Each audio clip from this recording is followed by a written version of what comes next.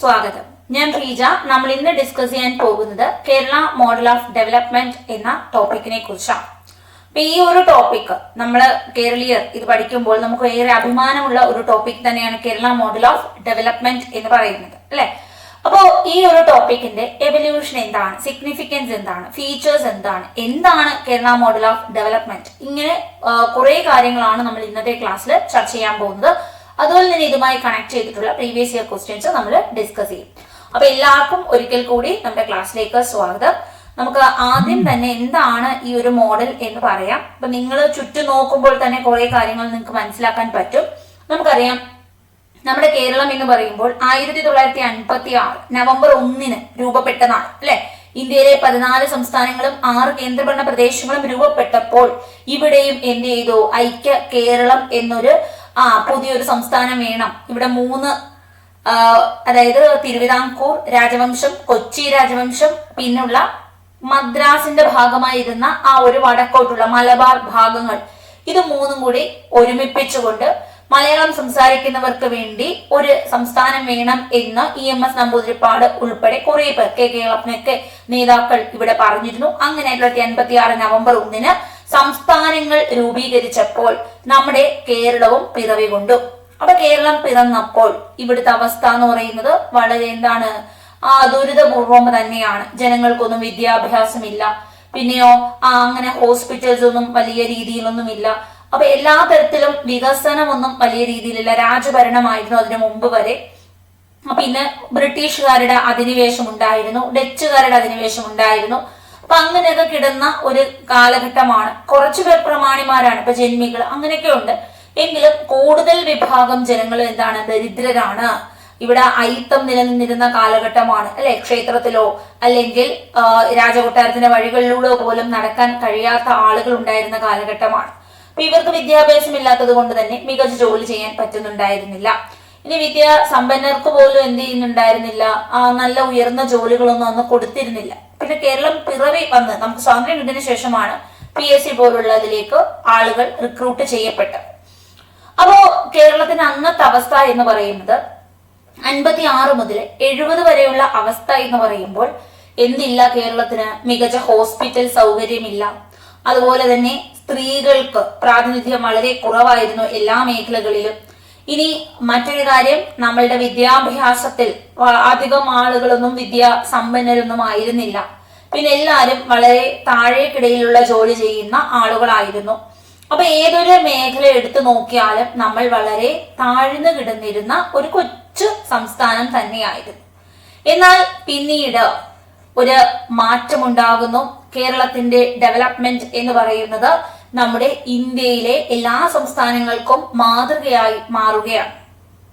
എന്താണ് കേരളത്തിലെ ഇത്ര വലിയ പ്രത്യേകത എന്ന് ചോദിച്ചാൽ, കേരളത്തില് ഇപ്പോൾ നമ്മൾ നോക്കുമ്പോൾ ഹ്യൂമൻ ഡെവലപ്മെന്റിന് കൂടുതൽ പ്രാധാന്യം നൽകിയിട്ടുള്ള ഒരു വികസനമാണ് കേരളം കാഴ്ചവെച്ചത്.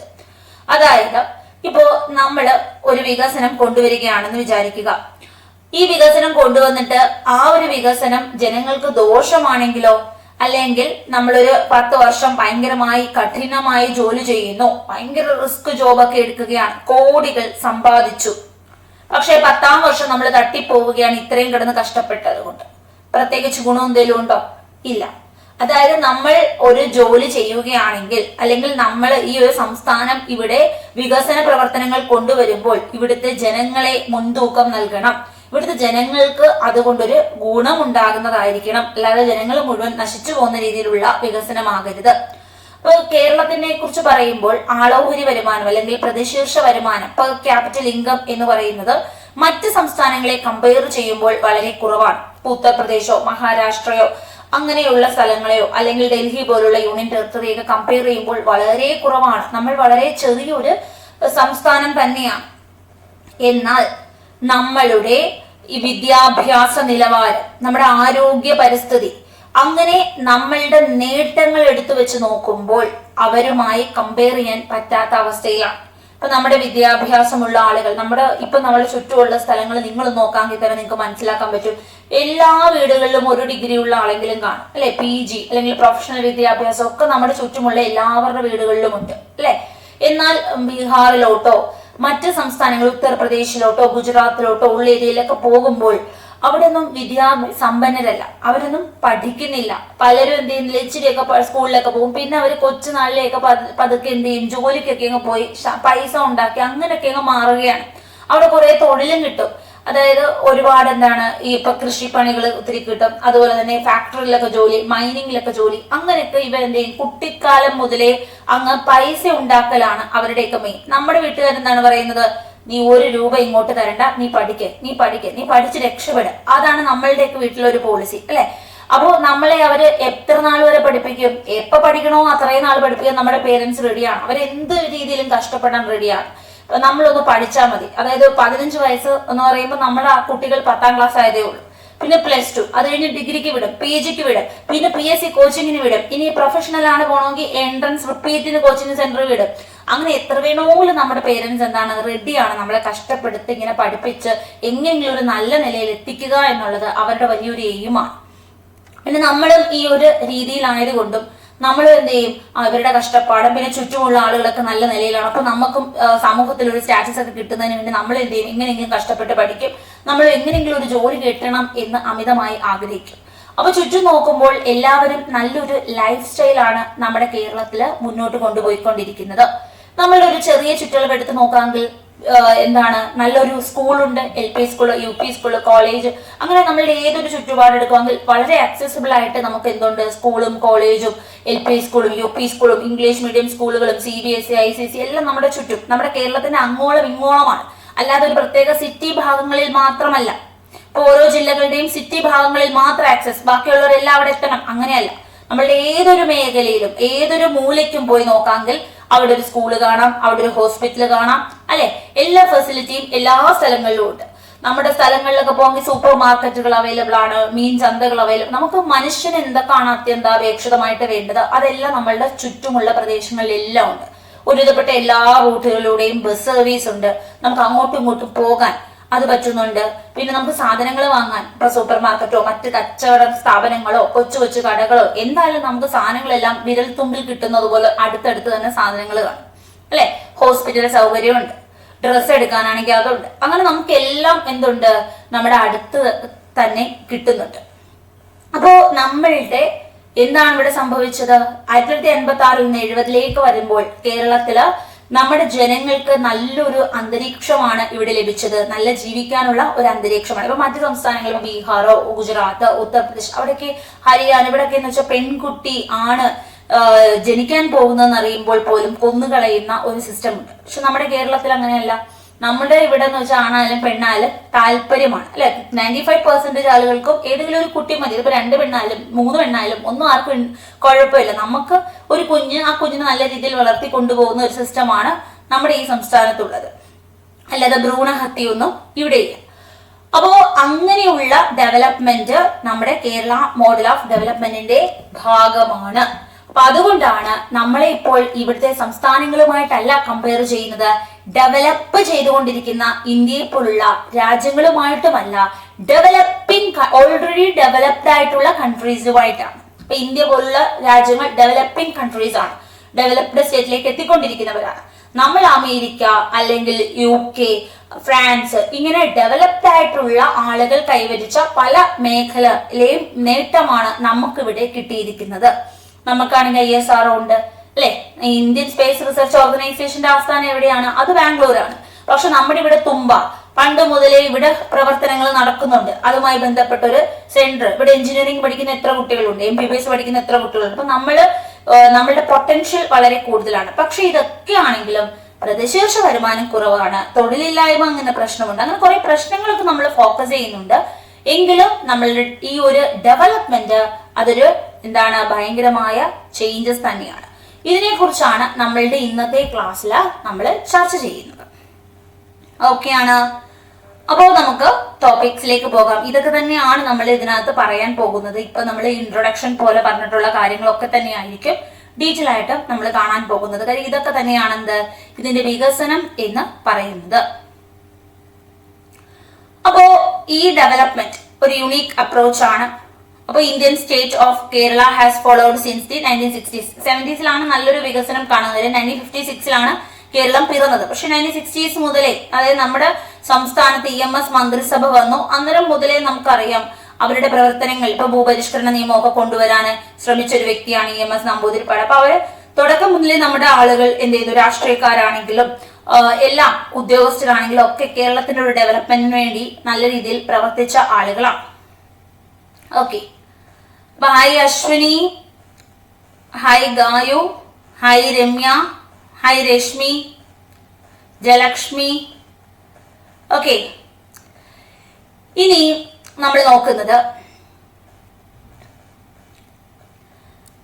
മറ്റ് ഇന്ത്യൻ സംസ്ഥാനങ്ങളെ അപേക്ഷിച്ച് വളരെ കുറവ് പ്രതിശീർഷ വരുമാനമാണ്. കാരണം മറ്റ് സംസ്ഥാനങ്ങളിലേക്ക് പോവുകയാണെങ്കിൽ കൃഷിയിൽ നിന്നുള്ള വരുമാനം അവർക്ക് വളരെ കൂടുതലാണ്.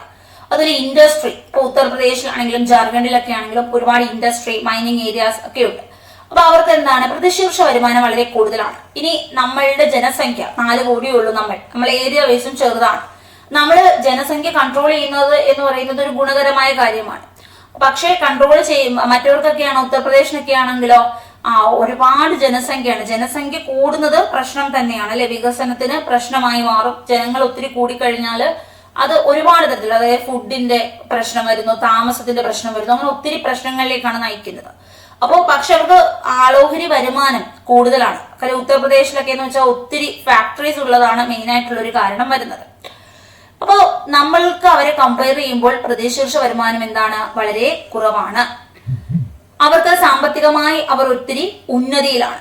എന്നാൽ നമ്മളുടെ വികസനം എന്ന് പറയുന്നത് സാമൂഹികപരമായ വികസനം, മനുഷ്യക്ഷേമം, ഇതൊക്കെയാണ് നമ്മൾ ഊന്നൽ നൽകുന്നത്. ക്ലിയർ ആണ്? അപ്പൊ യുണീക്ക് അപ്രോച്ച് ആണ് 1960s മുതൽ നമുക്ക് കാണാൻ സാധിക്കും. നമ്മുടെ ഇന്ത്യയിലെ മറ്റ് സംസ്ഥാനങ്ങളെ ഒന്നുമായി കമ്പയർ ചെയ്യാൻ പറ്റാത്ത ഒരു യുണീക്ക് അപ്രോച്ച് ആണ് കേരളത്തെ കുറിച്ച് കാണാൻ സാധിക്കുന്നത്. സോഷ്യൽ ഡെവലപ്മെന്റ് എന്ന് പറയുന്നത് ഹ്യൂമൻ വെൽഫെയർ ആണ് മുൻതൂക്കം നൽകുന്നത്. മനുഷ്യന് ക്ഷേമം ഉണ്ടാകുന്നത്, മനുഷ്യന് എങ്ങനെയാണ്, ഏതൊക്കെ കാര്യങ്ങളാണ് ഗുണകരം എന്നുള്ള രീതിയിലുള്ള ഡെവലപ്മെന്റ് ആണ് നമ്മൾ ഫോക്കസ് ചെയ്യുന്നത്. ഈവൻ ഇപ്പൊ നമ്മുടെ നമുക്കറിയാം ഗവൺമെന്റ് ഹോസ്പിറ്റൽസ്, അതുപോലെ ഗവൺമെന്റ് സ്കൂളുകൾ, ഇതിൽ നിന്നൊക്കെയുള്ള വരുമാനം ഗവൺമെന്റിന് വളരെ കുറവാണ് അല്ലെ. ഗവൺമെന്റ് ഹോസ്പിറ്റലിൽ എന്ന് വെച്ചാൽ ഒട്ടുമിക്ക ഫെസിലിറ്റിയും ഫ്രീ ആണ്. ചിലപ്പോൾ 5 രൂപ അത്ര ഒരു ടിക്കറ്റേ ഉള്ളൂ, ആ ഒരു എമൗണ്ടേ ആകുന്നുള്ളൂ. സ്കൂളെന്ന് വെച്ചാൽ ഫ്രീ ആണ്, പുസ്തകം ഉൾപ്പെടെ ഫ്രീ ആണ്, ഭക്ഷണം, ഉച്ചഭക്ഷണം ഒക്കെ ഫ്രീ ആണ്. അപ്പോൾ അവിടെ അതൊക്കെ ചെയ്യുക എന്ന് പറയുമ്പോഴത്തേക്ക് എന്താണ് സംഭവിക്കുന്നത്, ഒന്നാമത് വരുമാനം ഇല്ല, ബാക്കിയും കൂടെ വരുമാനം നഷ്ടപ്പെടുന്ന രീതിയിലാണ്. അല്ലാതെ അവിടെ നിന്നൊന്നും വാങ്ങിച്ചെടുക്കുകയല്ല നമ്മൾ ചെയ്യുന്നത് അല്ലെ.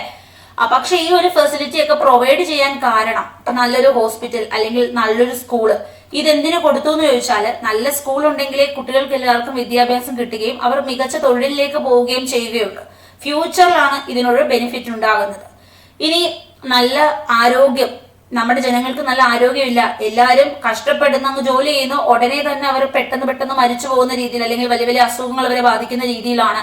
അല്ലെങ്കിൽ എന്തെങ്കിലും ഒരു രോഗം വന്നാൽ, പനി വന്നാൽ പോലും ചികിത്സിക്കാൻ അടുത്തോ അപ്പുറോ ഹോസ്പിറ്റൽ ഇല്ല. അങ്ങനത്തെ ഒരു അവസ്ഥയാണെങ്കിൽ പിന്നെ ഇവിടെ എന്തൊക്കെ ഉണ്ടെന്ന് പറഞ്ഞിട്ട് കാര്യമില്ല.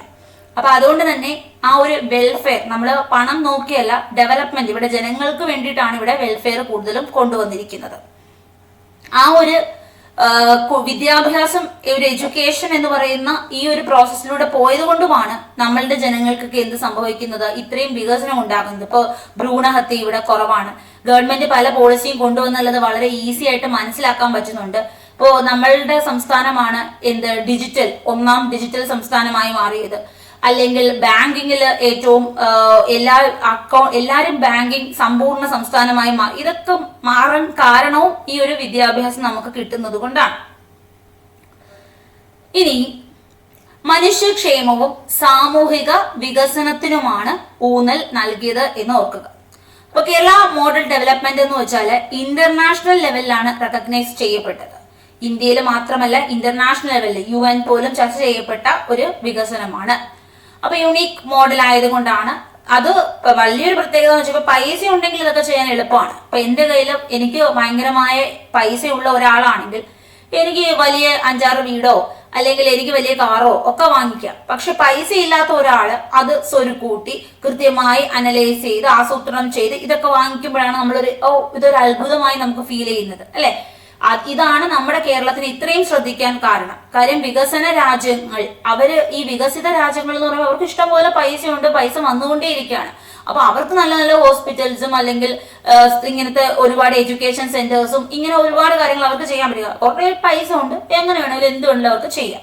പക്ഷെ നമ്മളുടെ പൈസയില്ല, പൈസ വരുന്ന കാര്യങ്ങൾ വളരെ കുറവാണ്, പ്രതിശീർഷ വരുമാനം വളരെ കുറവാണ്. എന്നിട്ട് പോലും നമ്മൾ മറ്റവരെ പോലെ കമ്പയർ ചെയ്യുന്ന രീതിയിലുള്ള ഒരു വികസനമാണ് ഇവിടെ നടത്തിക്കൊണ്ടിരിക്കുന്നത്. ഇപ്പൊ ബസ് തന്നെ നമുക്ക് എല്ലായിടവും ഗവൺമെന്റിന്റെ ബസ് നമുക്ക് കിട്ടുന്നുണ്ട്. KSRTC ബസ് പ്രൊവൈഡ് ചെയ്തിട്ടുണ്ട്. ആ ബസ് സർവീസ് നമുക്കുണ്ട്. അത് വളരെ മിതമായ നിരക്കിൽ നമുക്ക് ബസ് സർവീസ് ലഭിക്കുന്നു. അപ്പൊ ഇതൊക്കെ നമുക്ക് എല്ലാ കാര്യത്തിലും നല്ല രീതിയിൽ ജീവിക്കാനുള്ള കാര്യങ്ങൾ ഇവിടെ ചെയ്തു വെച്ചിട്ടുണ്ട്. ഇനി it emerged through a combination of historical, political, social factors over the 20th century. അപ്പൊ ഇത് ഒരാൾ ഒറ്റയ്ക്ക് വിചാരിച്ച് ചെയ്തതല്ല, അല്ലെ? പണ്ട് മുതലേ കുറെ കാര്യങ്ങൾ ചെയ്തു വെച്ചതിൽ നിന്നും പിന്നെ രാഷ്ട്രീയപരമായിട്ടും സാമൂഹികപരമായിട്ടും ഒക്കെയുള്ള ഒരു മാറ്റത്തിൽ നിന്നാണ് നമ്മളുടെ കേരള മോഡൽ ഡെവലപ്മെന്റ് ഇത്ര അധികം വികസിച്ച് വന്നത്. ക്ലിയർ അല്ലേ? നിങ്ങൾക്കൊക്കെ അറിയാവുന്ന കാര്യങ്ങളാണ്. പക്ഷെ നമ്മൾ ആ മെയിൻ പോയിന്റ്സിലൂടെ ഊന്നി ഇതൊക്കെ മനസ്സിലാക്കി. ഇതൊക്കെയെന്ന് വെച്ചാൽ ഒരു ഐഡിയ ആണ്. നിങ്ങൾക്കറിയാം എക്സാമിന് ഇപ്പോൾ എന്ന് പറയുന്നത് ഹായ് ഷബീബ്, എക്സാമിന് വെച്ചാൽ നമ്മൾ ഈ ഐഡിയ ആണ് കൂടുതൽ ഫോക്കസ് ചെയ്ത് കറക്റ്റ് രീതിയിൽ മനസ്സിലാക്കി വെക്കേണ്ടത്. കാര്യം സ്റ്റേറ്റ്മെന്റ് രീതിയിലാണ് ക്വസ്റ്റ്യൻസ്, മിക്കവാറും ഡേറ്റ അനലൈസിങ് രീതിയിലൊക്കെ ആയിരിക്കാം ക്വസ്റ്റ്യൻ വരുന്നത്. ഒരു ഗ്രാഫോ ഒക്കെ തന്നിട്ടായിരിക്കാം ചിലപ്പോൾ ക്വസ്റ്റ്യൻസ് വരാൻ പോകുന്നത്. അല്ലെങ്കിൽ സ്റ്റേറ്റ്മെന്റ് രീതിയിൽ പല രീതിയിൽ ഒരു ട്രിക്കി രീതി ആയിരിക്കും. LSDIയുടെ ഒക്കെ ക്വസ്റ്റ്യൻസ് പോലെ ആ ഒരു രീതിയിലുള്ള ക്വസ്റ്റ്യൻസ് ഒക്കെ നമ്മൾ എക്സ്പെക്ട് ചെയ്യണം, പ്രത്യേകിച്ച് ഈ ഒരു ചാപ്റ്ററിൽ. ഇനി നമ്മൾ ഫീച്ചേഴ്സിലേക്ക് നോക്കുകയാണ്. ഹൈ ഹ്യൂമൻ ഡെവലപ്മെന്റ് ഇൻഡെക്സ് ആണ്. ഹ്യൂമൻ ഡെവലപ്മെന്റ് ഇൻഡെക്സ് ഇപ്പോ 2025 ഇന്ത്യയുടേത് എത്രയാണ്? നമ്മുടെ രാജ്യങ്ങളുടെ ആണ് കൂടുതലും ഹ്യൂമൻ ഡെവലപ്മെന്റ് ഇൻഡെക്സ് നോക്കുന്നത്. എല്ലാവരും ഒന്ന് കമന്റ് ചെയ്തേ. 2025 ഹ്യൂമൻ ഡെവലപ്മെന്റ് ഇൻഡെക്സ് ഇന്ത്യയുടേത് എത്രയാണ്? 130. 2024 134 ആയിരുന്നു. ഇപ്പൊ എത്രയാണ്? 130 ആണ്. 30 അല്ലേ? എന്താണ് ഹ്യൂമൻ ഡെവലപ്മെന്റ് ഇൻഡെക്സ് എന്ന് പറയുന്നത്? ഇത് മനുഷ്യൻ എങ്ങനെയൊക്കെയാണ് വികസനം ലഭിക്കുന്നത്, കുറെ ഫാക്ടേഴ്സ് നോക്കിയിട്ടാണ് ഡെവലപ്മെന്റ് ഉണ്ടോ ഇല്ലയോ നോക്കുന്നത്. ഹ്യൂമനെയാണ് വിലയിരുത്തുന്നത്. മികച്ച ആരോഗ്യസ്ഥിതി ഉണ്ടോ, മികച്ച വിദ്യാഭ്യാസ സൗകര്യമുണ്ടോ, മികച്ച ഇൻഫ്രാസ്ട്രക്ചർ ഉണ്ടോ, അവർക്കൊരു ലൈഫ് സ്റ്റൈൽ നല്ലതാണോ, അങ്ങനെ ഇവരുടെ വസ്ത്രം, ഇതെല്ലാം കുറെ നോക്കിയിട്ടുണ്ട്. ഇവരുടെ പാർപ്പിടം, അല്ലെങ്കിൽ ഇവരുടെ വാഹനങ്ങൾ ഇവർ ഉപയോഗിക്കുന്നത്, ഇവരുടെ ജീവിത രീതി, ഇവരുടെ തൊഴിൽ ലഭ്യത, ഇങ്ങനെ കുറെ കാര്യങ്ങൾ നോക്കിയിട്ട് ഇതിലൊക്കെ ഇവർക്ക് നല്ലൊരു ജീവിതം കിട്ടുന്നുണ്ട്. അപ്പൊ ഈ ഒരു ഇവിടെ ഹ്യൂമൻ ഡെവലപ്മെന്റ് ഹൈ ആണ് എന്നുള്ള രീതിയിലാണ്. അപ്പൊ ആ ഒരു ഫാക്ടേഴ്സ് ഒക്കെ നോക്കുമ്പോൾ ഹൈ ഹ്യൂമൻ ഡെവലപ്മെന്റ് ഇൻഡെക്സ് ആണ് നമ്മുടെ കേരളത്തിന് ഉള്ളത്. അപ്പൊ അവിടെ തന്നെ ലിറ്ററസി റേറ്റ്, നമുക്കറിയാം ഇന്ത്യയിലെ ഏറ്റവും കൂടുതൽ ലിറ്ററസി റേറ്റ്, സാക്ഷരത മുൻതൂക്കം നൽകുന്നത് ആര് തന്നെയാണ്? കേരളം തന്നെയാണ്. അത് സ്ത്രീകളുടെ സാക്ഷരത നോക്കിയാലും പുരുഷന്മാരുടെ സാക്ഷരത നോക്കിയാലും ഏറ്റവും ലിറ്ററസി റേറ്റ് ആർക്ക് തന്നെയാണ്? നമ്മുടെ കേരളത്തിനാണ്. അപ്പൊ ഏകദേശം ഒരു 100% ലിറ്ററസി റേറ്റ് തന്നെയാണ്. ഹയസ്റ്റ് ഇന്ത്യയാണ്. ലിറ്ററസി റേറ്റിൽ നമ്മളാണ് ഏറ്റവും മുന്നിൽ. ഇനി ലൈഫ് എക്സ്പെക്ടൻസി. ഇനി നമ്മൾ ഈ ലിറ്ററസി റേറ്റ് ഹൈ ആക്കാൻ ഒരുപാട് കാര്യങ്ങൾ, ഒരുപാട് ക്യാമ്പയിൻസ് ചെയ്യുന്നുണ്ട്, അല്ലെ? നമ്മൾ പ്രത്യേകിച്ച് നമ്മുടെ രാഷ്ട്രീയപരമായിട്ടുള്ള രീതിയിൽ ഇപ്പൊ കുടുംബശ്രീക്ക് തന്നെ തിരികെ സ്കൂളിലേക്ക് എന്നൊരു പദ്ധതി കൊണ്ടുവന്നു. അത് അവരുടെ ആരെങ്കിലും വിദ്യാഭ്യാസം മുടങ്ങിയവരാണ് എങ്കിൽ അവർക്ക് വീണ്ടും സ്കൂളിലെ വിദ്യാഭ്യാസം കംപ്ലീറ്റ് ചെയ്യുന്നതിന് വേണ്ടിയിട്ടാണ്. പിന്നെ നമ്മളുടെ സാക്ഷരതയുമായി ബന്ധപ്പെട്ട് പല പദ്ധതികളുണ്ട്. ഇപ്പൊ 4ാം ക്ലാസ് വരെ പഠിച്ചിട്ടുള്ളതെങ്കിൽ അത് എഴുതിയെടുക്കാൻ ഒരു പദ്ധതി, 10ാം ക്ലാസ്സിന്റെ ഒരു തുല്യതാ പരീക്ഷ, +2വിന്റെ ഒരു തുല്യതാ പരീക്ഷ, അതുപോലെ തന്നെ നമുക്ക് നമ്മളുടെ ഡിസ്റ്റന്റ് എഡ്യൂക്കേഷൻ വഴിയൊക്കെ ഡിഗ്രി എടുക്കാനുള്ള സൗകര്യങ്ങൾ, ഇങ്ങനെ ഒരുപാട് സൗകര്യങ്ങൾ ഇവിടെ അവൈലബിൾ ആണ്. ഇപ്പൊ ഇൻട്രൻസ് അടുത്ത സമയത്ത് തുല്യതാ പരീക്ഷ എഴുതി.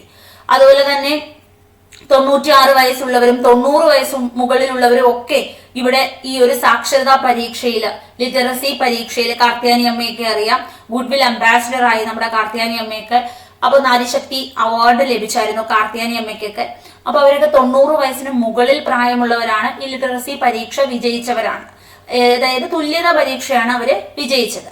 അപ്പൊ അങ്ങനെ ഒത്തിരി ക്യാമ്പയിൻസ് കൊണ്ടുവരുന്നുണ്ട്. ഓൾറെഡി നമ്മുടെ സ്കൂളിൽ 6 to 14 നമ്മുടെ 21A പ്രകാരം ഇന്ത്യ ഗവൺമെന്റിന്റെ മൗലിക അവകാശം, ഫണ്ടമെന്റൽ റൈറ്റ്സിൽ 6 മുതൽ 14 വയസ്സ് വരെയുള്ള കുട്ടികൾക്ക് നിർബന്ധം സൗജന്യമാണ് വിദ്യാഭ്യാസം. അപ്പൊ ആ ഒരു വിദ്യാഭ്യാസ രീതി ഇവിടെ കറക്റ്റ് ആയിട്ട് ഫോളോ ചെയ്യുന്നുണ്ട്. ഇപ്പൊ ഉത്തർപ്രദേശോ ബീഹാർ, മറ്റ് സംസ്ഥാനങ്ങൾ, പഞ്ചാബ്, ഹരിയാന, ഇങ്ങനത്തെ സംസ്ഥാനങ്ങളൊക്കെ നോക്കുവാണെങ്കിൽ അവിടെ കൊച്ചുകുട്ടികൾ ജോലി ചെയ്ത് ആ ശമ്പളമൊക്കെ വെച്ചിട്ടാണ് അവരുടെ ജീവിതം മുന്നോട്ട് കൊണ്ടുപോകാറ്. അപ്പൊ അവിടെ എന്ന് വെച്ചാൽ 15 വയസ്സിന് മുകളിലുള്ള കുട്ടികളൊക്കെ എന്ത് ചെയ്യുന്നുണ്ട്, പഠിക്കാൻ പോകുന്നതിനേക്കാളും അവരുടെ പ്രാധാന്യം പോയി ജോലി ചെയ്യൂ, സമ്പാദിച്ചു വരൂ എന്നുള്ള രീതിയാണ്. അപ്പൊ അതുകൊണ്ടാണ് നമുക്ക് 6 to 14 എന്നുള്ള രീതിയിൽ അത്രയും എങ്കിലും വിദ്യാഭ്യാസം ചെയ്യട്ടെ എന്ന രീതിയിൽ ഇന്ത്യ ഗവൺമെന്റിന്റെ ഫണ്ടമെന്റൽ റൈറ്റ്സിൽ അങ്ങനത്തെ രീതിയിൽ റൂൾ വന്നത്. അപ്പൊ നിർബന്ധമാണ് 21A എന്ന ആർട്ടിക്കിൾ പ്രകാരം വിദ്യാഭ്യാസം നിർബന്ധമായും രക്ഷിതാക്കൾ ചെയ്യിക്കേണ്ടതാണ്. സൗജന്യവുമാണ്, ഫ്രീ ആയിട്ട് കൊടുത്തേക്കുന്നതിന് കാരണം വെച്ചാൽ അങ്ങനെയെങ്കിലും ഫ്രീ ആണ്, ഒരു ചെലവില്ല, വന്ന് ചെയ്തോളൂ എന്നുള്ള രീതിയിലാണ് ഫ്രീ ആയിട്ട് കൊടുത്തേക്കുന്നത്. അപ്പോ മറ്റ് സംസ്ഥാനങ്ങളിൽ എന്ന് വെച്ചാൽ 15 വയസ്സിന് മുകളിൽ എന്ത് ചെയ്യുന്നുണ്ട്, അവര് ജോലിക്ക് പോകുന്നുണ്ട്. അപ്പൊ നമുക്കൊരു 17 വയസ്സ് വരെ എന്ന് വെച്ചാൽ റിസ്കി ജോബ് കുട്ടികളെ അവോയ്ഡ് ചെയ്യണം എന്ന് പ്രത്യേകം പറഞ്ഞിട്ടുണ്ട്. 6 to 14 ഒരിക്കലും കുഞ്ഞുങ്ങളെ എന്ത് ചെയ്യരുത്, റിസ്കി ജോബ് അലോ ചെയ്യാൻ പാടില്ല എന്ന് നമ്മുടെ കോൺസ്റ്റിറ്റ്യൂഷനിൽ പറയുന്നുണ്ട്.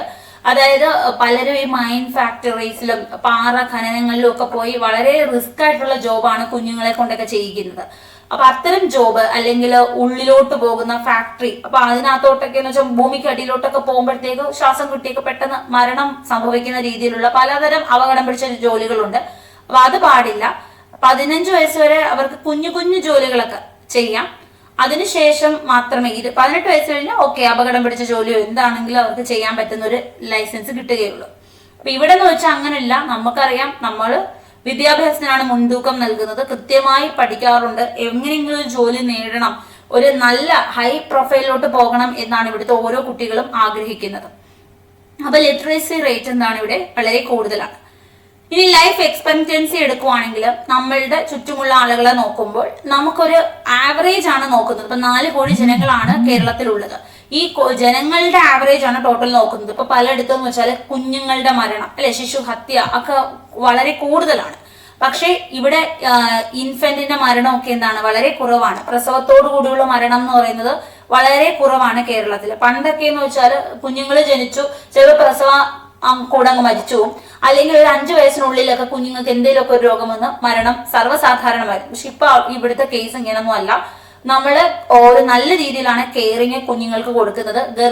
അവസ്ഥ മുതൽ ഇപ്പോ നിങ്ങൾക്ക് അറിയായിരിക്കും, അംഗൻവാടി വഴി ഗർഭസ്ഥ ഒരാൾ ഗർഭിണിയായി എന്നറിയുമ്പോൾ തന്നെ അവർക്ക് എന്ത് ചെയ്യുന്നുണ്ട്, നിശ്ചിത പ്രോട്ടീൻസ് നമ്മുടെ അംഗൻവാടി വഴി ഗവൺമെന്റ് സപ്ലൈ ചെയ്യുന്നുണ്ട്. പിന്നെ ഇവരെ നോക്കാനായിട്ട് ആശാ വർക്കേഴ്സ് ഉണ്ട്. അവര് കൃത്യമായി വന്ന ഇഞ്ചക്ഷന്റെ കാര്യങ്ങളും വാക്സിന്റെ കാര്യങ്ങളും എല്ലാം അറിയിക്കും. കുഞ്ഞ് ജനിക്കുന്നതും അപ്പോൾ തന്നെ റിപ്പോർട്ട് ചെയ്യപ്പെടും. അതുപോലെ കുഞ്ഞുങ്ങളുടെ വാക്സിനും പ്രത്യേകം കാർഡുകളുണ്ട്, അതും കൃത്യമായി ഇവർ വന്ന് പറയും. അതുപോലെ വൈറ്റമിൻസ് കൃത്യമായി കൊടുക്കാറുണ്ട്, വാക്സിൻസ് കൃത്യമായി എടുക്കാറുണ്ട്. അതൊക്കെ കൃത്യമായ ഒരു മോണിറ്ററിങ് നമ്മുടെ കേരളത്തിലുണ്ട്. ത്രൂ ആശാ വർക്കേഴ്സ് ആണ് ഇവിടെ സംഭവിക്കുന്നത്. അപ്പോൾ ഗവൺമെന്റ് അതിലൊക്കെ കൃത്യമായി ഇടപെടുന്നത് കൊണ്ട് തന്നെ ലൈഫ് എക്സ്പെക്ടൻസി നമുക്ക് നന്നായിട്ടുണ്ട്. ഒരു 74+ ഇയേഴ്സ് നമുക്ക് വരുന്നുണ്ട്. പിന്നെ ഇതിന് മറ്റൊരു കാരണം നമ്മളുടെ മികച്ച ആരോഗ്യ പ്രവർത്തന സംവിധാനം തന്നെയാണ്. കോവിഡിലൊക്കെ നമ്മൾ കണ്ടതാണ്. ഇപ്പൊ ഒരാള് എങ്ങോട്ട് പോയി, ഫുൾ മാപ്പ് അപ്പോഴേ വരച്ച് അവരെല്ലാം നോക്കി. നിപ്പ നമ്മൾ കണ്ടതാണ്. നമ്മുടെ കേരളത്തിന്റെ ആരോഗ്യ പ്രവർത്തനത്തിന്റെ മികവുകൾ. തൊട്ടടുത്ത് നമുക്ക് എന്തുണ്ട്, ആർദ്രം പദ്ധതി, സൗജന്യമായ അതായത് നമ്മൾക്ക് ഒരുപാട് തന്നെ ഹെൽത്ത് സെന്റേഴ്സ് ഒക്കെ ഉണ്ട്. അതുപോലെ ജനകീയമാക്കുന്ന ഒരു പദ്ധതിയായിരുന്നു ആർദ്രം എന്ന് പറയുന്നത്, ഹോസ്പിറ്റൽ ഫെസിലിറ്റി. അപ്പോ നമ്മളുടെ ചുറ്റും ഇപ്പോ ഈ ആരോഗ്യം എന്ന് പറയുന്നത് വളരെ പ്രാധാന്യം കൽപ്പിച്ചുകൊണ്ട് എല്ലാ ഒരു ഫെസിലിറ്റി നമ്മുടെ ഗവൺമെന്റ് ഹോസ്പിറ്റൽ, മെഡിക്കൽ കോളേജിലൊക്കെ നൽകുന്നുണ്ട്. മെഡിക്കൽ കോളേജിലൊക്കെ എന്ന് വെച്ചാൽ മെഡിക്കലായിട്ടുള്ള ഡോക്ടേഴ്സുമാണ് നമുക്ക് ലഭ്യമാകുന്നത്. ഇനി ഇൻഫന്റ് മോർട്ടാലിറ്റി റേറ്റ്, അതായത് ജനിക്കുമ്പോൾ തന്നെ കുഞ്ഞുങ്ങൾ മരിക്കുന്നത് വളരെ ലോ, ഇന്ത്യയിൽ തന്നെ ഏറ്റവും കുറവ് എന്ന് പറയുന്നത് നമ്മുടെ കേരളത്തിലാണ്. നമ്മുടെ കേരളത്തിൽ നല്ല കെയർ കൊടുത്തിട്ടാണ് ഗർഭിണികളെ നോക്കുന്നതും അതുപോലെ തന്നെ പ്രസവ ശേഷമുള്ള ശുശ്രൂഷയും കുഞ്ഞുങ്ങളുടെ നോട്ടവും ഒക്കെ വളരെ കെയറിങ് ആണ്. ഇതൊക്കെ കൊണ്ടാണ് ഹ്യൂമൻ ഡെവലപ്മെന്റ് ഇൻഡെക്സ് ഹൈ ആകാൻ ഒരു കാരണം. ഇനി നമ്മൾ സ്ട്രോങ് പബ്ലിക് ഹെൽത്ത് സിസ്റ്റം ഉണ്ട്, അഫോർഡബിൾ ആയിട്ടുള്ള ഹെൽത്ത് കെയർ സിസ്റ്റം ഉണ്ട്, ഗവൺമെന്റിന്റെ മികച്ച ഹോസ്പിറ്റൽ, മെഡിക്കൽ കോളേജസ്, ക്ലിനിക്സ് ഒക്കെ ഉണ്ട്. ഇനി ഹെൽത്ത് കെയർ, ഫാമിലി പ്ലാനിങ്, അതായത് നമ്മള് ഇപ്പൊ ഒരു ഫാമിലി എടുത്ത് നോക്കാമെങ്കിൽ എല്ലാവർക്കും നമ്മൾ കോമൺ ആയി കാണുന്നത് എന്താണ്, 2 കുട്ടികൾ അല്ലെങ്കിൽ 3 കുട്ടികൾ, ഇതാണ് കോമൺ ആയിട്ട് കാണുന്നത്. ഒരു ഫാമിലി പ്ലാനിങ് നമുക്കുണ്ട്. അല്ലാതെ ഒരു 10-50 കുട്ടികൾ ഇങ്ങ് പോരട്ടെ, അല്ലെങ്കിൽ 10-20 കുട്ടികൾ, പഴയ ഒരു സിസ്റ്റം. നിങ്ങളുടെയൊക്കെ ഒരു മുൻ തലമുറയിലേക്ക് പോകാമെങ്കിൽ ചിലർക്കൊക്കെ 11 കുട്ടികൾ, 15 കുട്ടികൾ, ഇതൊക്കെ ഒരു കോമൺ ആയിരുന്നു. ഇവിടെ 14 കുട്ടികൾ, അതായത് പ്രസവം നിർത്തൽ എന്ന് പറയുന്ന ഒരു പരിപാടി ഇല്ലായിരുന്നു. പക്ഷെ ഇപ്പൊ അങ്ങനെയല്ല, ഒരു 2 കുട്ടി അല്ലെങ്കിൽ 3 കുട്ടി കഴിയുമ്പോൾ അപ്പോഴേ നിർത്തുന്നു.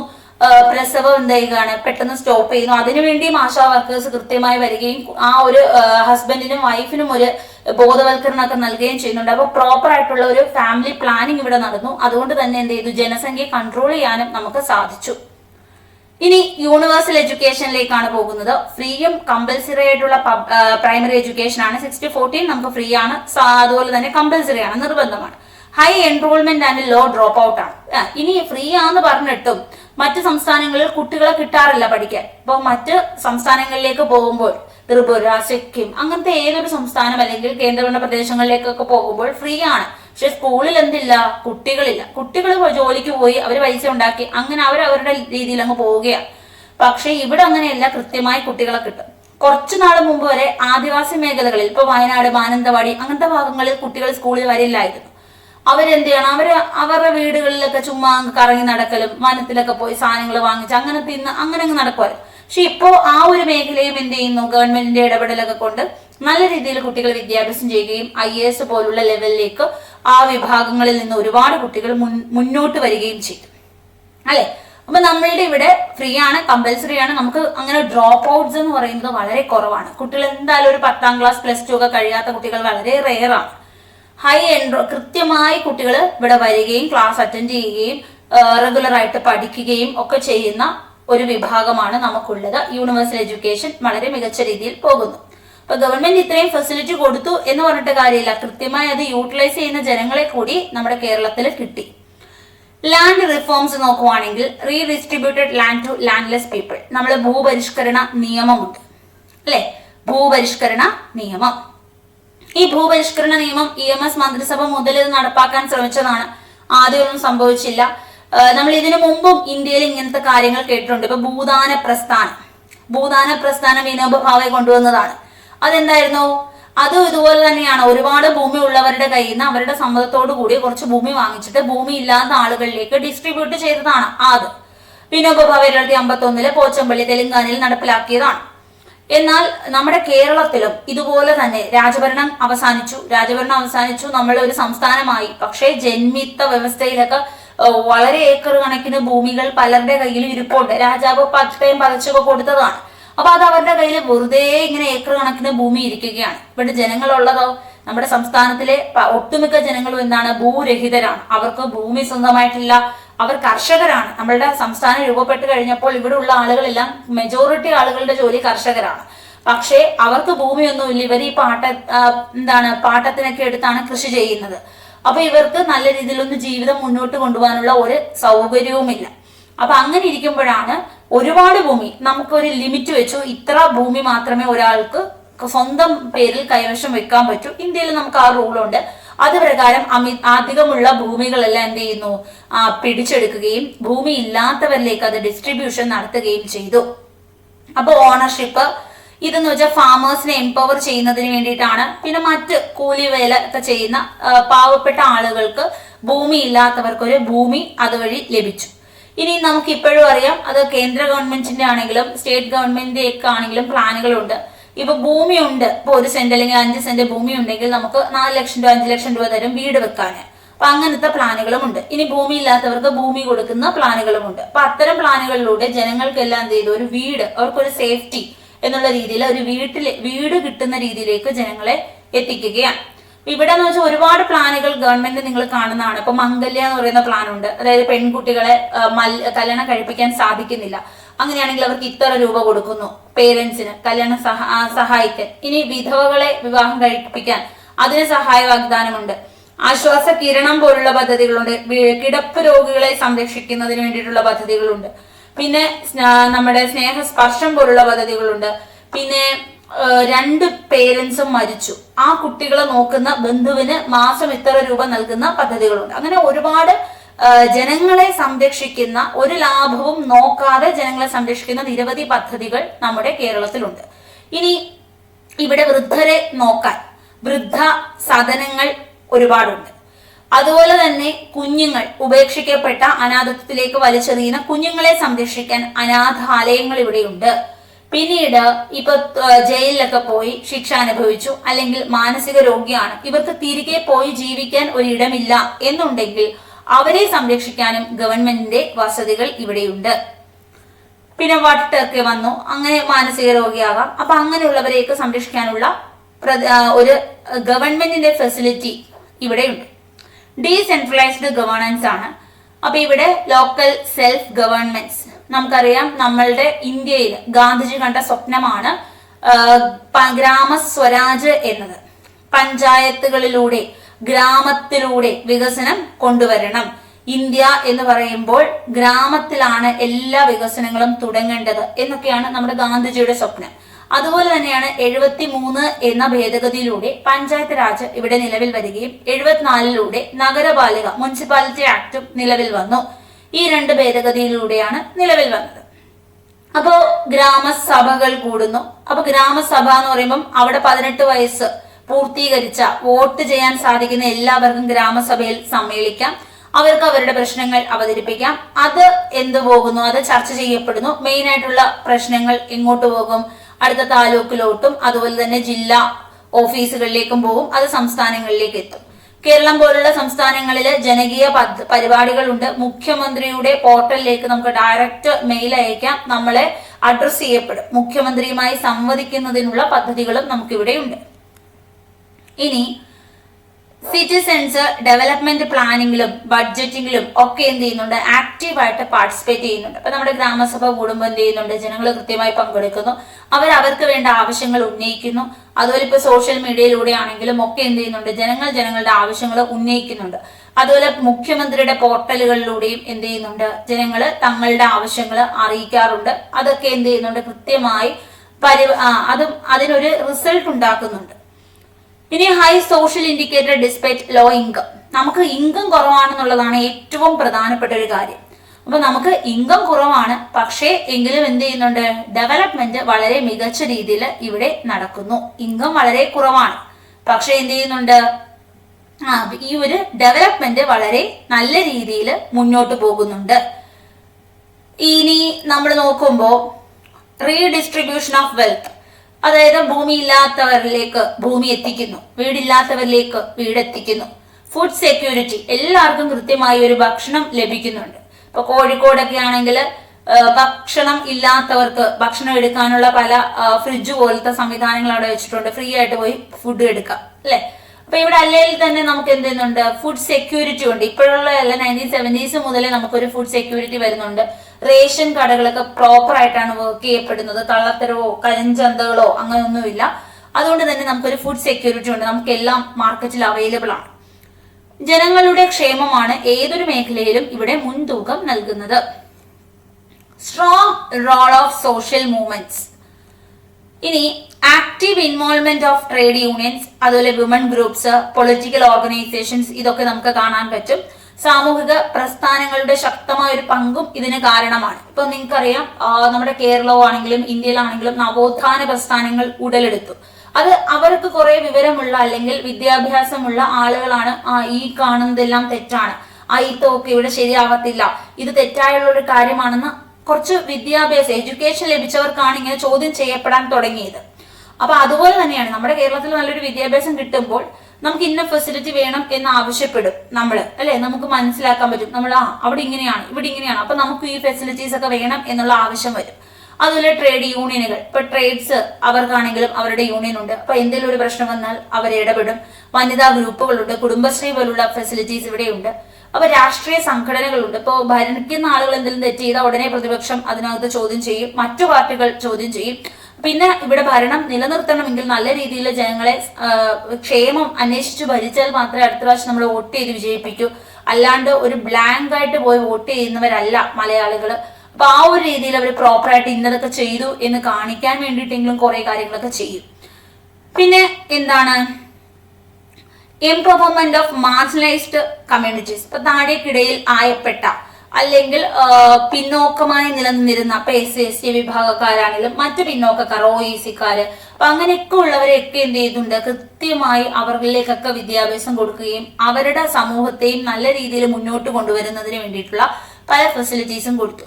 ഇപ്പൊ SC കമ്മ്യൂണിറ്റി ഉള്ള ഒരു വ്യക്തിയാണെന്ന് വിചാരിക്കുക, അല്ലെങ്കിൽ ST കമ്മ്യൂണിറ്റി ആണെന്ന് വിചാരിക്കുക. ഈ കുട്ടിക്ക് വിദ്യാഭ്യാസം ചെയ്യുമ്പോൾ ഇങ്ങോട്ടാണ് പൈസ കിട്ടുന്നത്. ഈ കുട്ടി ജോലി കിട്ടാൻ സംവരണമുണ്ട്. അപ്പൊ എല്ലാ മേഖലകളിലെയും അവരെ ഉയർത്തിക്കൊണ്ടുവരാൻ ഒരുപാട് ഫെസിലിറ്റി ഗവൺമെന്റ് അവർക്ക് പ്രൊവൈഡ് ചെയ്യുന്നുണ്ട്. ഇനി ഇതിപ്പോ പ്രൊഫഷണൽ വിദ്യാഭ്യാസമാണ്, അപ്പൊ അവർക്ക് ഇത്ര രൂപ കിട്ടും. അതുപോലെ അവർക്ക് ഹോസ്റ്റൽ ഫെസിലിറ്റി നിൽക്കണം, പക്ഷെ വീട്ടിൽ വരുമാനമില്ല, അവർക്ക് ഹോസ്റ്റലിനൊന്നും ഫീസ് ഇല്ല. ഹോസ്റ്റലിനോ പ്രൊഫഷണൽ വിദ്യാഭ്യാസം ചെയ്യുമ്പോഴോ മറ്റ് സ്കൂൾ പഠനത്തിലോ ഒന്നും അവർക്ക് 1 രൂപ പോലും ചെലവില്ല. അപ്പൊ ഫ്രീ ആയതുകൊണ്ട് തന്നെ എന്ത് ചെയ്യാം, കുട്ടികൾക്ക് കൃത്യമായി പഠിക്കാൻ പറ്റും. ഇനി നമ്മൾ ഇതിന്റെ ഒരു എവല്യൂഷനിലേക്ക് പോവുകയാണ്. കേരള മോഡൽ ഡെവലപ്മെന്റിന്റെ എവല്യൂഷൻസിലേക്കാണ് നമ്മൾ പോകുന്നത്. ഇത്രയും കാര്യങ്ങൾ നിങ്ങൾക്ക് മനസ്സിലാവുന്നുണ്ടല്ലോ, എല്ലാം ഒരു കത്തി പോലെയാണ് നമ്മൾ പറഞ്ഞു പോകുന്നത്. അപ്പൊ ഈ ഇതിനകത്തെന്ന് വെച്ചാൽ ഒരു ഡേറ്റ അനലൈസ്റ്റിക് രീതിയിൽ ഉത്തരം എഴുതാൻ പറ്റണം, പിന്നെ സ്റ്റേറ്റ്മെന്റ് രീതിയിലുള്ള ആൻസറിലേക്കാണ് നമുക്ക് പറ്റേണ്ടത്. പ്രീ ഇൻഡിപെൻഡൻസ് പീരീഡ്, അതായത് 1947 സമയത്ത് എന്താണ് സംഭവിച്ചത് എന്നതാണ് നമ്മൾ ആദ്യം നോക്കുന്നത്. നിങ്ങൾക്കറിയാം 1947 എന്ന് പറയുമ്പോൾ നമുക്ക് സ്വാതന്ത്ര്യം കിട്ടുന്നതിന് മുമ്പാണ്. കേരളത്തിന്റെ അവസ്ഥ എന്ന് പറയുമ്പോൾ എല്ലാവരും എന്താണ്, വളരെ ദാരിദ്ര്യം എന്നുള്ള ഒരു അവസ്ഥയാണ്. ജനങ്ങൾക്കൊന്നും വലിയ വിദ്യാഭ്യാസമില്ല, അങ്ങനത്തെ ഒരു അവസ്ഥയാണ്. അയിത്തം നിലനിന്നിരുന്ന ഒരു അവസ്ഥയാണ്. ക്ഷേത്രങ്ങളിൽ കയറാൻ പറ്റാത്തൊരവസ്ഥയാണ്. അപ്പോ ഇവിടെ വിദ്യാസമ്പന്നരായിട്ടുള്ള ആളുകൾക്കും തൊഴിൽ നിഷേധിക്കപ്പെട്ട ഒരു സമയമാണ്. 1936 നിവർത്തന പ്രക്ഷോഭത്തിലൂടെ അല്ലെങ്കിൽ അബ്സ്റ്റേഷൻ മൂവ്മെന്റിലൂടെയാണ് ഇവിടെ തൊഴിൽ നേടിയെടുക്കുന്നത്. അപ്പൊ അങ്ങനെ അത്ര അരക്ഷിതാവസ്ഥ നിലനിന്നിരുന്ന സമയമാണ് അല്ലെ. സ്വാമി വിവേകാനന്ദ വന്നിട്ട് ഇതൊരു ഭ്രാന്താലയം എന്നാണ് വിശേഷിപ്പിച്ചത് പോലും, ഇവിടുത്തെ ഈ ഒരു ജാതീയമായ ചിന്തയും രീതിയും ഒക്കെ കണ്ടപ്പോൾ. ഇനി നമ്മുടെ ക്ഷേത്രത്തില് പ്രവേശനം ലഭിച്ചപ്പോൾ എന്താണ് ഗാന്ധിജി പറഞ്ഞത്, മഹത്തായ സംഭവം എന്നാണ്, മഹാത്ഭുതം എന്നാണ് ഗാന്ധിജി വിശേഷിപ്പിച്ചത്. അപ്പൊ അങ്ങനെ നിലനിന്നിരുന്ന ഒരു സമയമാണ്, ഒരു സംസ്ഥാനമായിരുന്നു നമ്മുടെ കേരളം.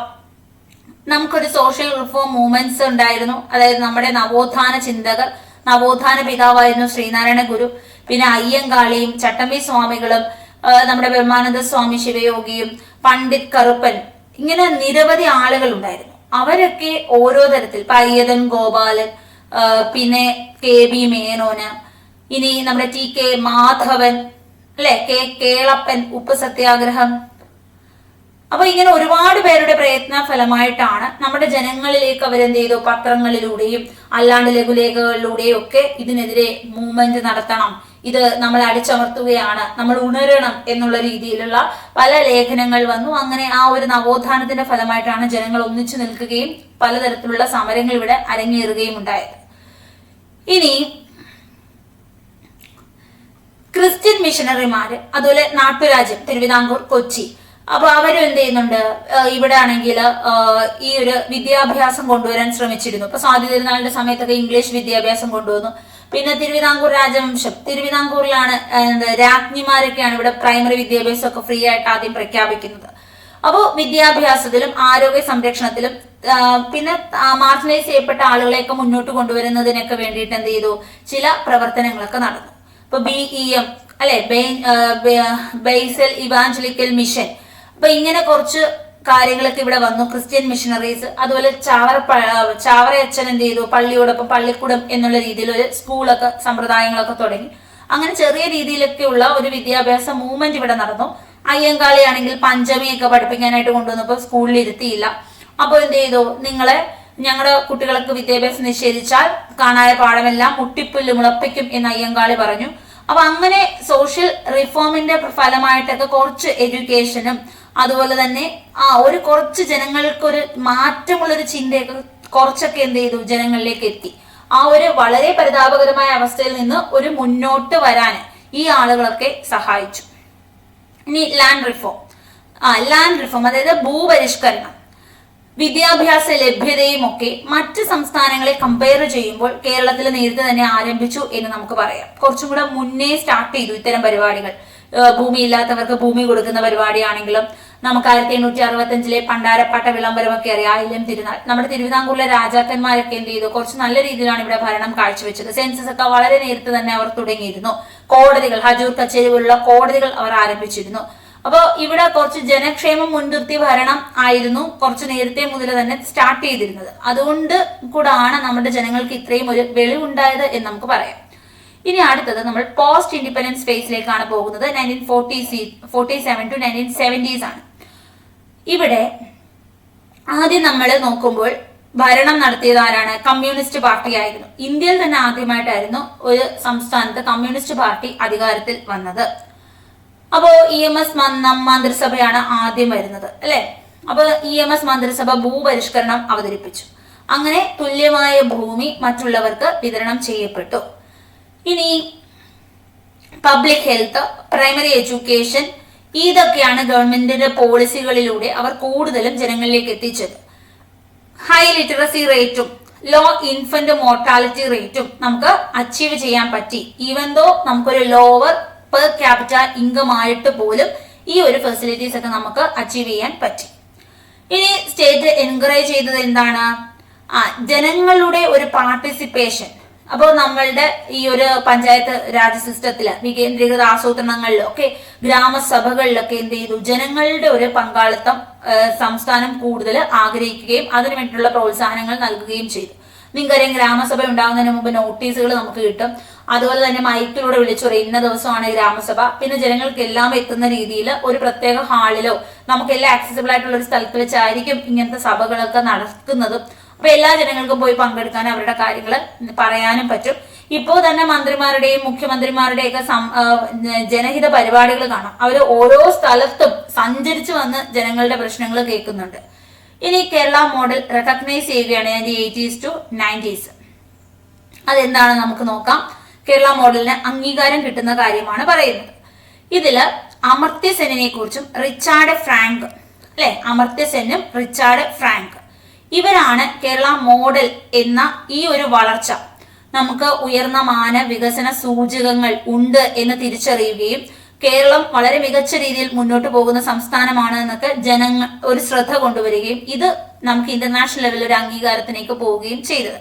ഇനി ഇവരെ കുറിച്ച് നമ്മൾ സംസാരിക്കുന്നുണ്ട്. അപ്പോൾ നമ്മളുടെ ഒരു പ്രത്യേകത literacy, life expectancy, infant mortality, women's empowerment, ഇതൊക്കെ നമ്മളുടെ ഏറ്റവും ഇമ്പോർട്ടന്റ് ആയിട്ടുള്ള കാര്യങ്ങളാണ്. ഇനി ഗൾഫ് മൈഗ്രേഷന്റെ ഇമ്പാക്ട് എന്താണ്?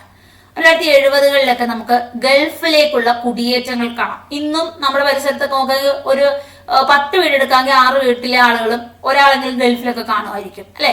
അപ്പൊ ഗൾഫ് രാജ്യങ്ങളിലേക്ക് കുടിയേറ്റം ഉണ്ടാകുന്നു. അപ്പോ ഇവിടുന്ന് ഒരാളെങ്കിലും പോയി അവിടെ ജോലി ചെയ്യുന്നു, അവിടുന്ന് കുറച്ച് പൈസ ഇങ്ങോട്ട് അയക്കുന്നു. അപ്പൊ അവിടുത്തെ പൈസ ഇങ്ങോട്ട് വരുമ്പോഴത്തേക്ക് ഇവിടുത്തെ ലൈഫ് സ്റ്റൈല് മാറുന്നു അല്ലെ. ഇവിടെ വലിയ വീട് വെക്കുന്നു, കാർ വാങ്ങിക്കുന്നു, നല്ല രീതിയിൽ പൈസ ചിലവാക്കുന്നു. അപ്പൊ വിദ്യാഭ്യാസം തന്നെ മാറുന്നു. അതായത് CBSE പോലെ ഗവൺമെന്റ് സ്കൂളിൽ നിന്നും പ്രൈവറ്റ് എഡ്യൂക്കേഷനിലേക്ക് പോകുന്നു. CBSE, ICC അങ്ങനത്തെ സ്കൂളുകളിലേക്ക് പോകുന്നു. വീടുകൾ വെക്കുന്നു. ഹെൽത്ത് കെയർ പ്രൈവറ്റ്, നമുക്കറിയാം നമ്മളുടെ ഗവൺമെന്റ് ഹോസ്പിറ്റലിനേക്കാളും കൂടുതൽ പേരും ഇപ്പൊ എന്ത് ചെയ്യുന്നുണ്ട്? പ്രൈവറ്റ് ഹോസ്പിറ്റലുകളിൽ പോകുന്നുണ്ട്. മികച്ച സൗകര്യം, കൂടുതൽ പൈസ അവിടെ ചെലവാകുമെങ്കിലും ആളുകളുടെ ആ ഒരു പൈസ ഉള്ളത് കൊണ്ടും എന്ത് ചെയ്യുന്നുണ്ട്? പ്രൈവറ്റ് ഹോസ്പിറ്റൽസിൽ പോകാറുണ്ട്. ഇനി അങ്ങനെ ഒരു ഫെസിലിറ്റീസ് ഗൾഫ് കുടിയേറ്റത്തിൽ നിന്നാണ് നമുക്ക് ഇത്രയും പണം ഇങ്ങോട്ട് കിട്ടിയത്. അപ്പൊ പണം അയക്കുമ്പോഴത്തേക്ക് ദാരിദ്ര്യം കുറഞ്ഞു. അതുപോലെ തന്നെ എന്ത് സംഭവിച്ചു? പൈസ നമ്മുടെ സമൂഹത്തിൽ, ഇപ്പൊ ഇവര് ഗൾഫിൽ നിന്ന് കുറച്ച് പൈസ ഇങ്ങോട്ട് അയച്ചു, ഇവരുടെ വീട്ടുകാർ സാധനങ്ങളൊക്കെ പോയി വാങ്ങിച്ചു. അപ്പൊ നമ്മുടെ മാർക്കറ്റിൽ കുറച്ച് പൈസ ഇറങ്ങി. അപ്പൊ മറ്റുള്ളവർക്ക് അത് ഗുണകരമായി. ഇപ്പൊ കച്ചവടം ചെയ്യുന്ന തൊട്ടടുത്ത ആളുകൾക്ക് കുറെ പൈസ കിട്ടി തുടങ്ങി. അല്ലാതെ ഇവിടെ ദാരിദ്ര്യമാണെങ്കിൽ ഇവർക്ക് വാങ്ങിക്കാൻ പൈസ ഇല്ലാതായി പോകും. ഇപ്പൊ എവിടെന്നെങ്കിലും പൈസ വന്ന് അങ്ങോട്ട് ചെലവാക്കുമ്പോഴല്ലേ എന്തുണ്ടാകുന്നത്? എല്ലാവരിലേക്കും ആ പൈസ എത്തത്തുള്ളൂ. ഇപ്പൊ നിങ്ങൾക്കറിയാം, സോഷ്യൽ മീഡിയയിലാണെങ്കിൽ ഒരാള് വലിയൊരു വീട് വെച്ചു, അല്ലെങ്കിൽ ഭയങ്കര ലെവലിൽ ഒരു കല്യാണം നടത്തി. അപ്പൊ തൊട്ട് താഴെ കമന്റുകൾ കാണാം, ഇത് 10 പെൺപിള്ളേരെ കെട്ടിച്ചിരുന്നെങ്കിൽ, ഇയാൾ എന്തൊരു ദൂർത്തായി കാണിച്ചത്, ഇത് 5 പേർക്ക് ഫ്രീ ആയിട്ട് കൊടുത്തിരുന്നെങ്കിൽ. ഇങ്ങനെയുള്ള കമന്റുകൾ നമുക്ക് കാണാൻ പറ്റും. അതിന്റെ കൂടെ നിങ്ങൾ വേറൊരു കമന്റ് ശ്രദ്ധിച്ചു കാണും, അതായത് ഇയാൾ പൈസ ഇറക്കിയത് കൊണ്ട് എത്ര പേർക്ക് അവിടെ ജോലി കിട്ടി എന്നൊരു കമന്റ് നിങ്ങൾ കണ്ടു കാണും. അതായത് ഇപ്പൊ ഒരു വലിയ വീട് വെച്ചു എന്ന് പറയുമ്പോൾ അവിടെ എത്ര ജോലിക്കാർ വന്നു ആ വീട് വെക്കാൻ അല്ലെ. പെയിന്റ് അടിക്കാനാണെങ്കിലും മറ്റെല്ലാ പരിപാടികൾക്കാണെങ്കിലും, ഇന്റീരിയർ ഡിസൈൻ ചെയ്യാനാണെങ്കിലും, ഫർണിച്ചർ എടുക്കാനാണ്, അങ്ങനെ ഇഷ്ടം പോലെ തൊഴിലാളികൾക്കാണ് അവിടെ ജോലി കിട്ടിയത്.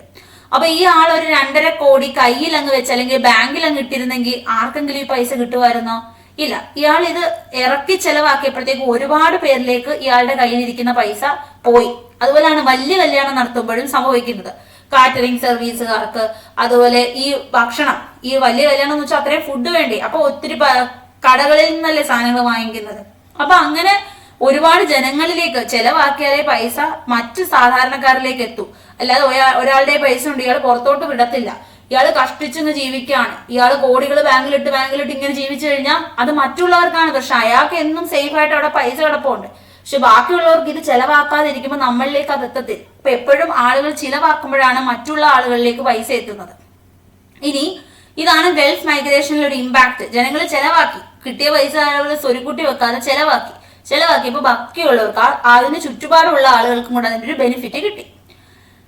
ഇനി വികേന്ദ്രീകൃത ആസൂത്രണവും ജനകീയ ആസൂത്രണ ക്യാമ്പയിൻസ് ഒക്കെ 1996 മുതൽ തന്നെ തുടങ്ങി. People planning campaign. അതുപോലെ എന്ത് സംഭവിക്കുന്നു, ഇംപ്ലിമെന്റ് ചെയ്തു പലതരത്തിലുള്ള പ്രോജക്ട്സ്. അപ്പൊ ഇവിടെ എന്ന് വെച്ചാൽ എല്ലാ ഗവൺമെന്റും, നമ്മളുടെ കേരളം ഭരിച്ച രാഷ്ട്രീയക്കാർ, ഇവര് നല്ല രീതിയിൽ ഒരു ഭരണം കാഴ്ചവെച്ചു എന്നുള്ളതാണ്. ഇപ്പൊ LDF എന്നോ അല്ലെങ്കിൽ UDF എന്നോ വ്യത്യാസമില്ലാതെ ഇവിടെ ഭരിച്ചവർ X or Y ഇവർ നല്ല രീതിയിൽ ഭരണം കാഴ്ചവെച്ചു. ഒത്തിരി കാര്യങ്ങൾ ഗവൺമെന്റ് എന്ത് ചെയ്തു, ജനങ്ങൾക്ക് വേണ്ടി ചെയ്തു. പിന്നെ കുറെ കോടികളൊക്കെ എന്ത് ചെയ്യുന്നുണ്ട്, അടിച്ചു മാറ്റി അവരുടെ അക്കൗണ്ടിലോട്ട് വിടുന്നുണ്ട്. ഇനി കണ്ടംപററി ഡെവലപ്മെന്റ്സ് 2000s അല്ലെങ്കിൽ ഇപ്പോഴുള്ള ഒരു ഡെവലപ്മെന്റ് ആണ്. ക്ലിയർ ആണ്? അപ്പോൾ മനുഷ്യ വികസന സൂചികൾ കേരളം മികച്ച പ്രകടനമാണ് ഇപ്പോഴും കാഴ്ചവെച്ചുകൊണ്ടിരിക്കുന്നത്. ഇപ്പോഴത്തെ ഒരു വികസനം നമ്മൾ നോക്കുമ്പോൾ ഡിജിറ്റൽ ലിറ്ററസി, നമ്മളിപ്പോ പ്രാഥമിക വിദ്യാഭ്യാസം ഏറ്റവും മികച്ച സ്റ്റേറ്റ് നമ്മളാണ്. അല്ലാതെ 100% സാക്ഷരത കൈവരിച്ച ഏറ്റവും മികച്ച സ്റ്റേറ്റ് നമ്മളാണ്. സമ്പൂർണ്ണ ബാങ്കിങ് സ്റ്റേറ്റ് നമ്മളാണ്. ഇനി പ്രവാസികൾക്ക് പെൻഷൻ നൽകുന്ന ആദ്യ സ്റ്റേറ്റ് നമ്മളാണ്. അങ്ങനെ എത്രയോ കാര്യങ്ങളിൽ നമ്മളാണ് ഒന്ന് എന്ന് പറയാൻ പറ്റും. ഇപ്പൊ തന്നെ റീസെന്റ് കറണ്ട് അഫെയർ ആയിട്ടുള്ള ഒരു കാര്യമാണ്, നീതിയുടെ ജസ്റ്റിസിന്റെ സെൻസസ് ടാറ്റ ഗ്രൂപ്പ് എടുത്തു. അപ്പൊ അവര് കൂടുതലും നോക്കുന്നത് ജയിലിന്റെ രീതി, ഇവിടുത്തെ നിയമവ്യവസ്ഥ എങ്ങനെയാണെന്നുള്ളത്, പോലീസിന്റെ രീതി, ഇങ്ങനത്തെ ഒക്കെ നോക്കുമ്പോൾ എപ്പോഴും നമ്മളൊരു 5ാം സ്ഥാനം അല്ലെങ്കിൽ 2ാം സ്ഥാനം, ഇനി 1 കോടിയിലധികം ജനങ്ങളുള്ളതിൽ നീതിയുടെ സ്ഥാനത്തൊക്കെ നമ്മൾ 1ാം സ്ഥാനത്തൊക്കെയാണ് മറ്റു സംസ്ഥാനങ്ങളെ വെച്ച് നോക്കുമ്പോൾ. അപ്പൊ നീതിന്യായ വ്യവസ്ഥിതിയും ഒക്കെ ഇവിടെ എന്താണ്, മികച്ച രീതിയിലാണ്. നമുക്ക് അടുത്ത് തന്നെ കോടതികളുണ്ട്. ഇപ്പൊ കോടതി നമ്മളുടെ നല്ല രീതിയിലാണ്, വക്കീലന്മാരും എല്ലാം കൃത്യമായിട്ടുണ്ട്. പിന്നെ ഒരു ഗുണ്ടായുസത്തിന്റെ വിളയാട്ടം ഒന്നും ഇവിടെ ഇല്ല. നമുക്ക് നമ്മുടെ സ്ഥലത്തൂടെ കൃത്യമായി നടക്കാനും അങ്ങോട്ടും ഇങ്ങോട്ടും യാത്ര ചെയ്യാനും ഒക്കെ പറ്റും. നമുക്ക് നമ്മളുടെ അഭിപ്രായങ്ങൾ ഇവിടെ ധൈര്യമായി തുറന്നു പറയാം. നമ്മളെ ആരും ഒന്നും ചെയ്യാനില്ല. പക്ഷെ ചില സംസ്ഥാനങ്ങളിലൊക്കെ എന്ന് വെച്ചാല് അവിടെ ഒരു ജോലി കിട്ടിയാൽ പോലും പോയി ജോലി ചെയ്യാൻ പോലും പേടിയാണ്. കാര്യം അവിടെയൊക്കെ ഗുണ്ടാ വിളയാട്ടമുള്ള സംസ്ഥാനങ്ങളുണ്ട്. ഇപ്പൊ നമ്മൾ എന്തെങ്കിലും എതിർത്ത് പറഞ്ഞാൽ ചിലപ്പോൾ രാത്രി വന്ന് തലവെട്ടിക്കളയും. അങ്ങനെ പേടിയാകുന്ന സംസ്ഥാനങ്ങളും നമ്മളുടെ ഇവിടെ ഉണ്ട്. അപ്പൊ ഡിജിറ്റൽ ലിറ്ററസി, ജെൻഡർ ബഡ്ജറ്റിംഗ്, ഇനി ഇൻക്ലൂസീവ് ഡെവലപ്മെന്റ്, ക്ലൈമറ്റ് റെസിലൻസ്. ഇനി ഇതിനൊക്കെ പുറമെ നമ്മുടെ കാലാവസ്ഥ എന്താണ്, വളരെ മികച്ചതാണ്. നമുക്ക് ഇപ്പൊ സുനാമി ആണെങ്കിലും നിയന്ത്രണം സംവിധാനങ്ങൾ ഇവിടെയുണ്ട്. ഇനി നമുക്ക് ഓരോ പ്രശ്നങ്ങൾ ഉണ്ടാവുമ്പോൾ നമ്മുടെ ജനങ്ങളുടെ ഒത്തുനിൽപ്പ് നമുക്ക് കാണാൻ പറ്റും. വെള്ളപ്പൊക്കമൊക്കെ സമയത്താണെങ്കിലും മറ്റ് സുനാമി വരുന്ന സമയത്താണെങ്കിലും ഒക്കെ നമ്മളുടെ ജനങ്ങൾ എല്ലാവരും കൂടെ ഒത്തൊരുമിച്ചാണ് അല്ലെ, രക്ഷാപ്രവർത്തനത്തിനും ഒക്കെ ഒരുമിച്ചാണ് എല്ലാവരും നിൽക്കുന്നത്. ഇപ്പോ വയനാട്ടിലെ പ്രശ്നത്തിലാണെങ്കിലും എല്ലാവരും ഇഷ്ടം പോലെ ലോഡ് കണക്കിന് സാധനങ്ങളാണ് അങ്ങോട്ട് എത്തിക്കുന്നത്. പിന്നെ നമ്മുടെ ഗവൺമെന്റിന്റെ ഫണ്ടിലേക്കും ജനങ്ങൾ പൈസ ഇടാറുണ്ട്. അപ്പൊ അങ്ങനെ എല്ലാ അർത്ഥത്തിലും നമ്മൾ എന്ത് ചെയ്യുന്നുണ്ടോ, ഒരേ മനസ്സോടുകൂടി ജനങ്ങൾ പ്രവർത്തിക്കാറുണ്ട്. ഇനി നമ്മൾ ഫീച്ചേഴ്സ് നോക്കുകയാണ്. ഹൈ ലിറ്ററസി റേറ്റും ഇൻഫന്റ് മോർട്ടാലിറ്റിയും ലോ ബർത്ത് ഡേറ്റും ഡെത്ത് റേറ്റും ഇതൊക്കെ തന്നെയാണ് ഇമ്പോർട്ടന്റ്. പിന്നെ ജെൻഡർ റേഷ്യോ, മറ്റ് സംസ്ഥാനങ്ങളെ കമ്പയർ ചെയ്യുമ്പോൾ സ്ത്രീകള് അവിടെ കുറവാണ്, പുരുഷന്മാരായിരിക്കും കൂടുതൽ. അതായത് സ്ത്രീയാണ്, കുഞ്ഞു പെണ്ണാണ് എന്നറിയുമ്പോൾ തന്നെ ഒന്നെങ്കിൽ ഭ്രൂണഹത്യ, ഇപ്പം കൃത്യമായ ജെൻഡർ പറയാത്തത് കൊണ്ട് ജനിച്ചു കഴിയുമ്പോൾ ചിലപ്പോൾ കൊന്നുകളയുന്ന രീതിയാണ്. അപ്പോ ഇവിടെ അങ്ങനെയല്ല. ഇവിടെ കൃത്യമായി ഏത് കുഞ്ഞാണെങ്കിലും നല്ല രീതിയിൽ നോക്കി മുന്നോട്ട് പോകുന്നത് കൊണ്ട് തന്നെ ജെൻഡർ റേഷ്യോ ഇവിടെ കൂടുതലാണ്. ഇവിടെ സ്ത്രീകളാണ് കൂടുതൽ പുരുഷനെ കമ്പയർ ചെയ്യുമ്പോൾ. സ്ട്രോങ് പബ്ലിക് ഹെൽത്ത് സിസ്റ്റം ആണ് അല്ലെ. നമുക്ക് പ്രൈമറി ഹെൽത്ത് സെന്റേഴ്സ് ഉണ്ട്, അതുപോലെ പബ്ലിക് ഹോസ്പിറ്റൽസ് ഉണ്ട്, പ്രൈവറ്റ് ഹോസ്പിറ്റൽസ് ധാരാളമുണ്ട്, ഹെൽത്ത് സെന്റേഴ്സ് ഉണ്ട്. നമുക്കൊരു രോഗം വന്നാൽ അതിനെ പ്രതിരോധിക്കാനുള്ള വാക്സിനേഷൻസ് ഇവിടെ അവൈലബിൾ ആണ്. കുട്ടികൾക്ക് ജനിച്ചുടനെ തന്നെ BCG ഉൾപ്പെടെ നിരവധി വാക്സിനേഷൻ കുഞ്ഞുങ്ങൾക്ക് നൽകുന്നുണ്ട്. ഗർഭിണിയായവർക്കുള്ള കൃത്യമായ ഇഞ്ചക്ഷൻസ് അതെല്ലാം ഫ്രീ ആയിട്ട് തന്നെ കൃത്യമായി ചെയ്യാറുണ്ട്. അപ്പൊ നമ്മളുടെ ഒരു പബ്ലിക് ഹെൽത്ത് സിസ്റ്റം മികച്ചതാണ്. ഇനി എഡ്യൂക്കേഷൻ ഫോർ ഓൾ, എല്ലാവർക്കും എന്തുണ്ട്, കൃത്യമായ എഡ്യൂക്കേഷൻ ഉണ്ട്. ലാൻഡ് റിഫോം നമ്മൾ കണ്ടു. സോഷ്യൽ ജസ്റ്റിസ്, എംപവർമെന്റ്, മാർജിനലൈസ്ഡ് കമ്മ്യൂണിറ്റീസിനെയും കൂടെ ഉന്നതിയിലെത്തിക്കുന്നതിന് വേണ്ടിയുള്ള മികച്ച പ്രവർത്തനങ്ങളാണ് നമുക്കിവിടെ ഉള്ളത്. ഡീസെൻട്രലൈസ്ഡ് പ്ലാനിങ്, അതായത് നമ്മൾ പഞ്ചായത്ത് രാജ് സിസ്റ്റം എഫക്റ്റീവ് ആയിട്ടാണ് ഇവിടെ നിർത്തുന്നത്. നമുക്ക് കൃത്യമായ ഗ്രാമസഭകളുണ്ട്. അങ്ങനെ പ്രോപ്പർ ആയിട്ടുള്ള ഒരു വർക്കിംഗ് ആണ് ഇവിടെ ഉള്ളത്. ജനങ്ങളെ കൃത്യമായി പങ്കെടുപ്പിക്കുന്നു. വെൽഫെയർ ഓറിയന്റഡ് സ്റ്റേറ്റ് പോളിസീസ് ആണ്. എപ്പോഴും നമ്മൾ എന്താണ് നോക്കുന്നത്, ജനങ്ങളുടെ ക്ഷേമം മുൻനിർത്തിയാണ്. പലപ്പോഴും നമ്മൾ ഇതൊരു ബിസിനസ് പർപ്പസ് എന്നുള്ള രീതിയിൽ ചിന്തിക്കാതെ ജനങ്ങൾക്ക് എങ്ങനെയാണ് ക്ഷേമം വരുന്നത് ആ രീതിയിലാണ് പ്രവർത്തനം. അതായത് ഇപ്പൊ ഹോസ്പിറ്റലിന്റെ ഫീസ് ഭയങ്കരമായിട്ട് കൂട്ടുവാണെങ്കിൽ നമ്മൾ കൊടുത്തല്ലേ പറ്റൂ. വിദ്യാഭ്യാസം നമ്മൾ പൈസ കൊടുക്കണം എന്ന് പറഞ്ഞാൽ കൃത്യമായി നമ്മൾ അതിനനുസരിച്ച് എമൗണ്ട് പേ ചെയ്യേണ്ടി വരുമല്ലോ. പക്ഷെ ഇവിടെ ഗവൺമെന്റ് അങ്ങനെയല്ല ചെയ്യുന്നത്. നമുക്കൊരു ഫ്രീ ആയിട്ടുള്ള കാര്യങ്ങളാണ് കൂടുതലും പ്രൊവൈഡ് ചെയ്യുന്നത്. SC, ST, elderly, disabled population ഇവരെയൊക്കെ എന്ത് ചെയ്യുന്നുണ്ട്, സപ്പോർട്ട് ചെയ്യുന്ന രീതിയിലുള്ള ഒരു സിസ്റ്റമാണ് നമ്മുടെ Keralam. Effective use of remittance. അപ്പൊ മൈഗ്രന്റ് വർക്കേഴ്സ് ഗൾഫ് കൺട്രീസിലേക്കൊക്കെ പോകുന്നു. അപ്പോ അവരെന്ത് ചെയ്യുന്നുണ്ട്, കൃത്യമായി സപ്പോർട്ട് ചെയ്യുന്നുണ്ട്. അവരുടെ എക്കണോമിക് ആക്ടിവിറ്റി, പ്രവാസികൾക്ക് തന്നെ പ്രവാസി പെൻഷൻ ഏർപ്പെടുത്തിയിട്ടുണ്ട്. അപ്പൊ അവരെയും കൃത്യമായിട്ട് എന്ത് ചെയ്യുന്നുണ്ട്, ഫോക്കസ് ചെയ്യുന്നുണ്ട്. ഇനി എൻവയോൺമെന്റൽ അവയർനെസ്, പരിസ്ഥിതി സംരക്ഷണം അല്ലെങ്കിൽ ഫോറസ്റ്റിനെ നമ്മൾ സംരക്ഷിക്കുന്നുണ്ട്, നമ്മളുടെ വാട്ടർ ബോഡീസിനെ സംരക്ഷിക്കുന്നുണ്ട്. കമ്മ്യൂണിറ്റി മൂവ്മെന്റ്സ്, നമുക്ക് എപ്പോഴും സുസ്ഥിര വികസനങ്ങളിൽ ഊന്നിയുള്ള ഒരു വികസനമാണ് നമുക്ക് ഉണ്ടാകുന്നത്.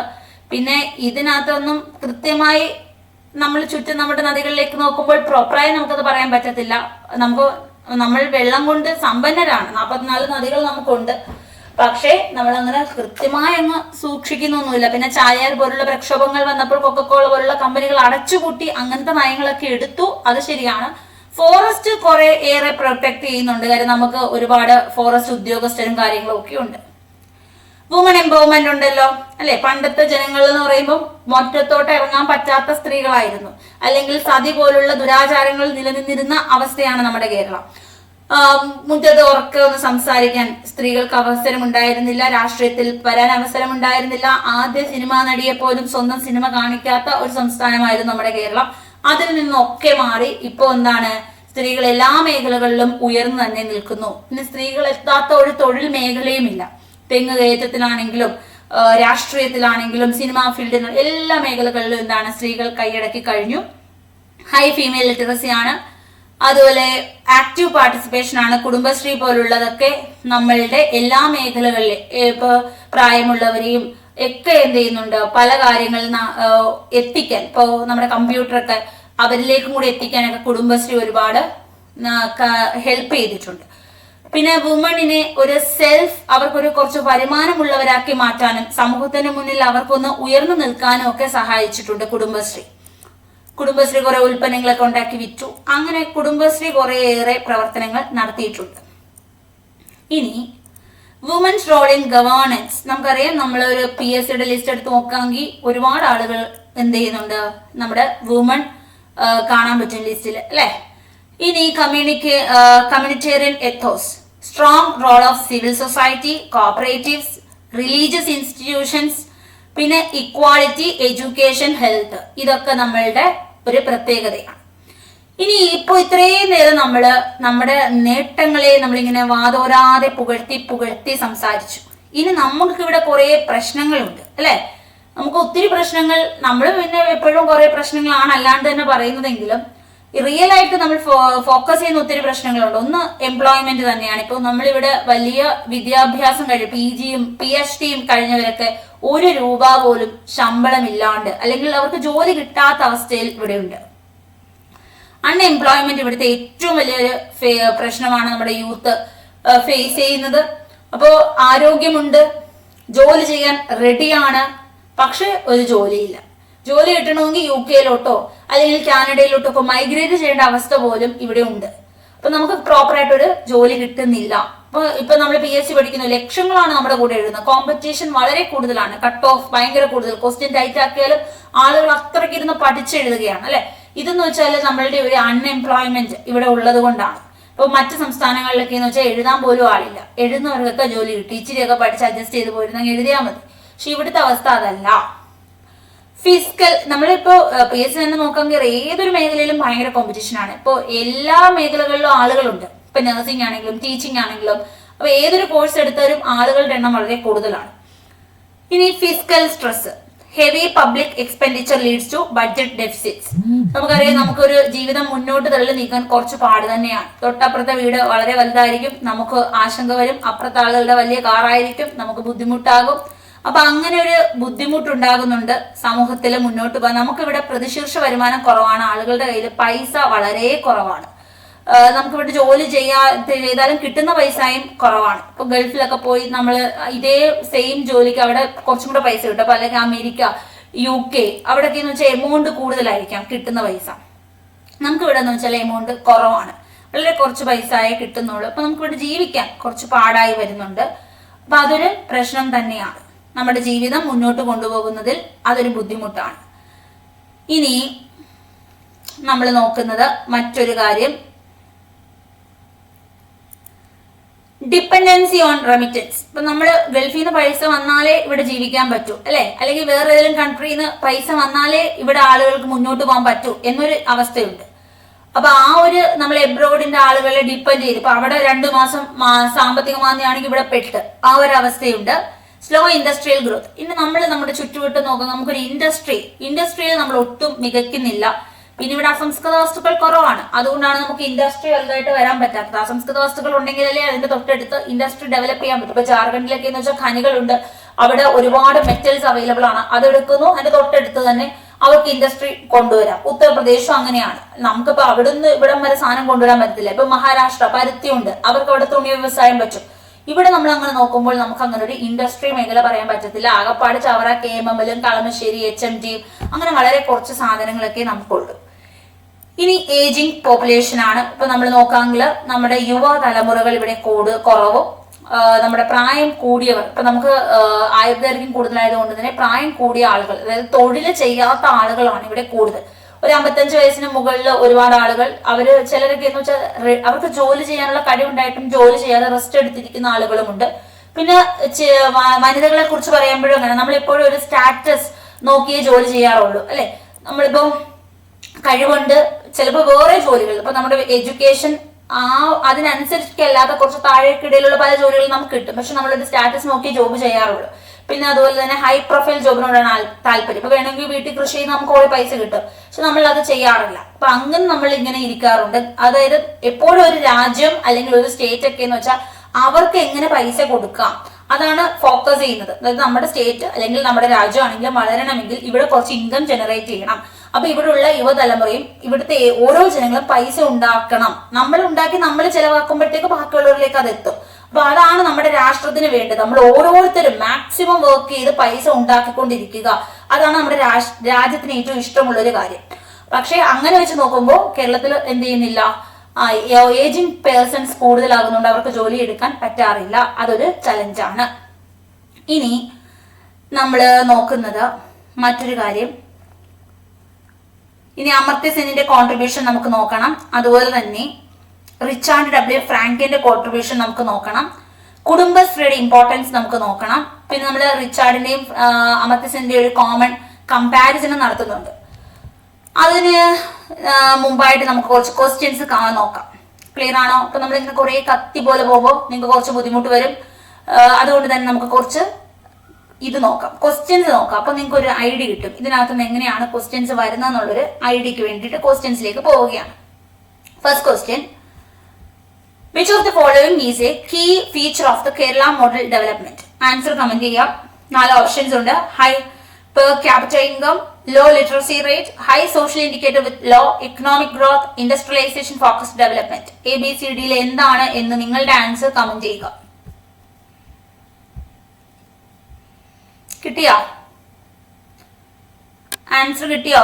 ഗായോ, രമ്യ, ലക്ഷ്മി, സിമിയ ആൻസർ കിട്ടിയോ? ഷഹീബ് കമന്റ് ഓക്കെ, കമന്റ് വന്നു. നമ്മുടെ ആൻസർ ഹൈ സോഷ്യൽ ഇൻഡിക്കേറ്റേഴ്സ് ആണ് വിത്ത് ലോ എക്കണോമിക് ഗ്രോത്ത് ആണ്. പെർ ക്യാപിറ്റൽ ഇൻകം നമുക്ക് വളരെ കുറവാണ്, ലിറ്ററസി റേറ്റ് വളരെ കൂടുതലാണ്. നമുക്ക് ഇൻഡസ്ട്രിയലൈസേഷൻ ഫോക്കസ് ഡെവലപ്മെന്റ് അല്ല ഇവിടെ ഉള്ളത്. ഇൻഡസ്ട്രി ആയിരുന്നു ഫോക്കസ് ചെയ്യുന്നെങ്കിൽ പെർ ക്യാപിറ്റൽ ഇൻകം വളരെ കൂടിയത്. നമുക്ക് അസംസ്കൃത വസ്തുക്കളുടെ ലഭ്യത കുറവുണ്ട്, അതുകൊണ്ടാണ് നമുക്ക് ഇൻഡസ്ട്രി കൂടുതലായി ഫോക്കസ് ചെയ്യാൻ പറ്റാത്തത്. What is the literacy rate of Kerala according to census 2011? നമ്മുടെ ലിറ്ററസി റേറ്റ് 2011 സെൻസസ് പ്രകാരം എത്രയാണ്? 11 നമ്മുടെ ലാസ്റ്റ് സെൻസസ്. ഇനി എന്തായാലും ഒരു 27 നടക്കത്തുള്ളായിരിക്കാം സെൻസസ്. ഇങ്ങനെ നീട്ടി പോവുകയാണ് അല്ലെ. ആൻസർ 94% ആണ്. Which economics popularised term Kerala model development? ഞാൻ 2 പേരുകൾ നിങ്ങളിൽ എത്തിച്ചിരുന്നു, ഓർക്കുന്നുണ്ടായിരിക്കും. ആരാണ് കേരള മോഡൽ ഡെവലപ്മെന്റ് എന്ന ആ ഒരു ടേം കൊണ്ടുവന്നത്? കമന്റ് ചെയ്യാം. ആൻസർ അമർത്യ സെൻ ഉണ്ട്, റിച്ചാർഡ് ഫ്രാങ്കി. ഇനി അടുത്ത question, which sector played a major role in Kerala social development? ഏത് സെക്ടറാണ് ഒരു മേജർ റോള് നമ്മുടെ കേരള ഡെവലപ്മെന്റിൽ നടത്തിയത് എന്ന് ചോദിച്ചാൽ പ്രൈവറ്റ് സെക്ടർ ആണോ, മാനുഫാക്ചറിംഗ് സെക്ടർ ആണോ, സർവീസ് സെക്ടർ ആണോ? സർവീസ് സെക്ടറിലാണ് പോലീസ് ആണെങ്കിലും നമ്മുടെ വിദ്യാഭ്യാസം, അതായത് നമ്മുടെ ടീച്ചേഴ്സ് എല്ലാവരും വരുന്നത്, ഡോക്ടേഴ്സ് ഇതൊക്കെ വരുന്നുണ്ട്. എങ്കിലും public sector, health and education ആണ് മെയിൻ ആയിട്ട് നമ്മൾ പറയുന്നത് കേട്ടോ. സർവീസ് സെക്ടർ എന്ന് പറയുമ്പോൾ എല്ലാ സർവീസുകളും പ്രൊവൈഡ് ചെയ്യപ്പെടുന്നത് വരെ. ഇവിടെ എടുത്തു പറയുന്നത് പബ്ലിക് സെക്ടർ ഹെൽത്ത് ആൻഡ് എഡ്യൂക്കേഷനാണ് ഏറ്റവും മികച്ച ഒരു നേട്ടം. മറ്റ് രാജ്യക്കാരെ പോലും അത്ഭുതപ്പെടുന്ന രീതിയിലുള്ള ഒരു നേട്ടമാണ് ഇവിടെ കൈവരിച്ചത്. കാര്യം നമ്മൾ ലിറ്ററസി ഒരു 100% അടുത്ത് എത്തുന്നു. സ്ത്രീകളും പുരുഷന്മാരും ഒരുപോലെയാണ്. ഇപ്പൊ നമുക്ക് തുല്യതാ പരീക്ഷയൊക്കെ വന്നുകൊണ്ട് നമ്മുടെ വയോജനങ്ങൾ പോലും നല്ല ലിറ്ററസി റേറ്റിലാണ്. കമ്പ്യൂട്ടർ കൈകാര്യം ചെയ്യാൻ അറിയാം. അക്ഷയ സെന്റേഴ്സ് നല്ല രീതിയിലാണ് ഇവിടെ പ്രവർത്തിക്കുന്നത്. പിന്നെ കുട്ടികളെ കൃത്യമായി സ്കൂളിൽ വിടുന്നുണ്ട്. പ്രാഥമിക വിദ്യാഭ്യാസമൊക്കെ 100% ആണ്. അപ്പൊ അങ്ങനെ നോക്കുമ്പോൾ അത് വളരെ മികച്ചതാണ്. പിന്നെ ഹെൽത്ത് സിസ്റ്റം നമുക്ക് കൃത്യമായിട്ടാണ് ഇവിടെ പോകുന്നത്. അതുകൊണ്ട് തന്നെ നമുക്കൊരു ലൈഫ് എക്സ്പെക്ടൻസി കൂടുതലാണ്. ഇൻഫന്റ് മോർട്ടാലിറ്റി അത് പ്രശ്നമില്ലാതെ പോകുന്നുണ്ട്. അപ്പം തൊട്ടടുത്ത് ഓരോ ക്ലിനിക്ക് എന്തായാലും ഉണ്ട് അല്ലെ. പ്രൈവറ്റ് ഒരു 3-4 എണ്ണം കാണും. അതുപോലെ തന്നെ ഗവൺമെന്റിന്റെ ഫെസിലിറ്റീസും എല്ലായിടത്തും അവൈലബിൾ ആണ്.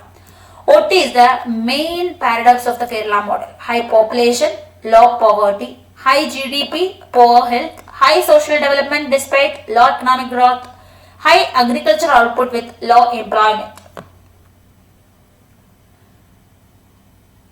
നമ്മുടെ ഹെൽത്ത് പുവർ ആണോ? അല്ല, നമുക്ക് നല്ലൊരു ഹെൽത്ത് ആണുള്ളത്. പോപ്പുലേഷൻ ഹൈ അല്ല. മറ്റ് സ്റ്റേറ്റിനെ കമ്പയർ ചെയ്യുമ്പോൾ നമ്മൾ ഇവിടെ ജനകീയാസൂത്രണം കൃത്യമായി നോക്കിയവരാണ്.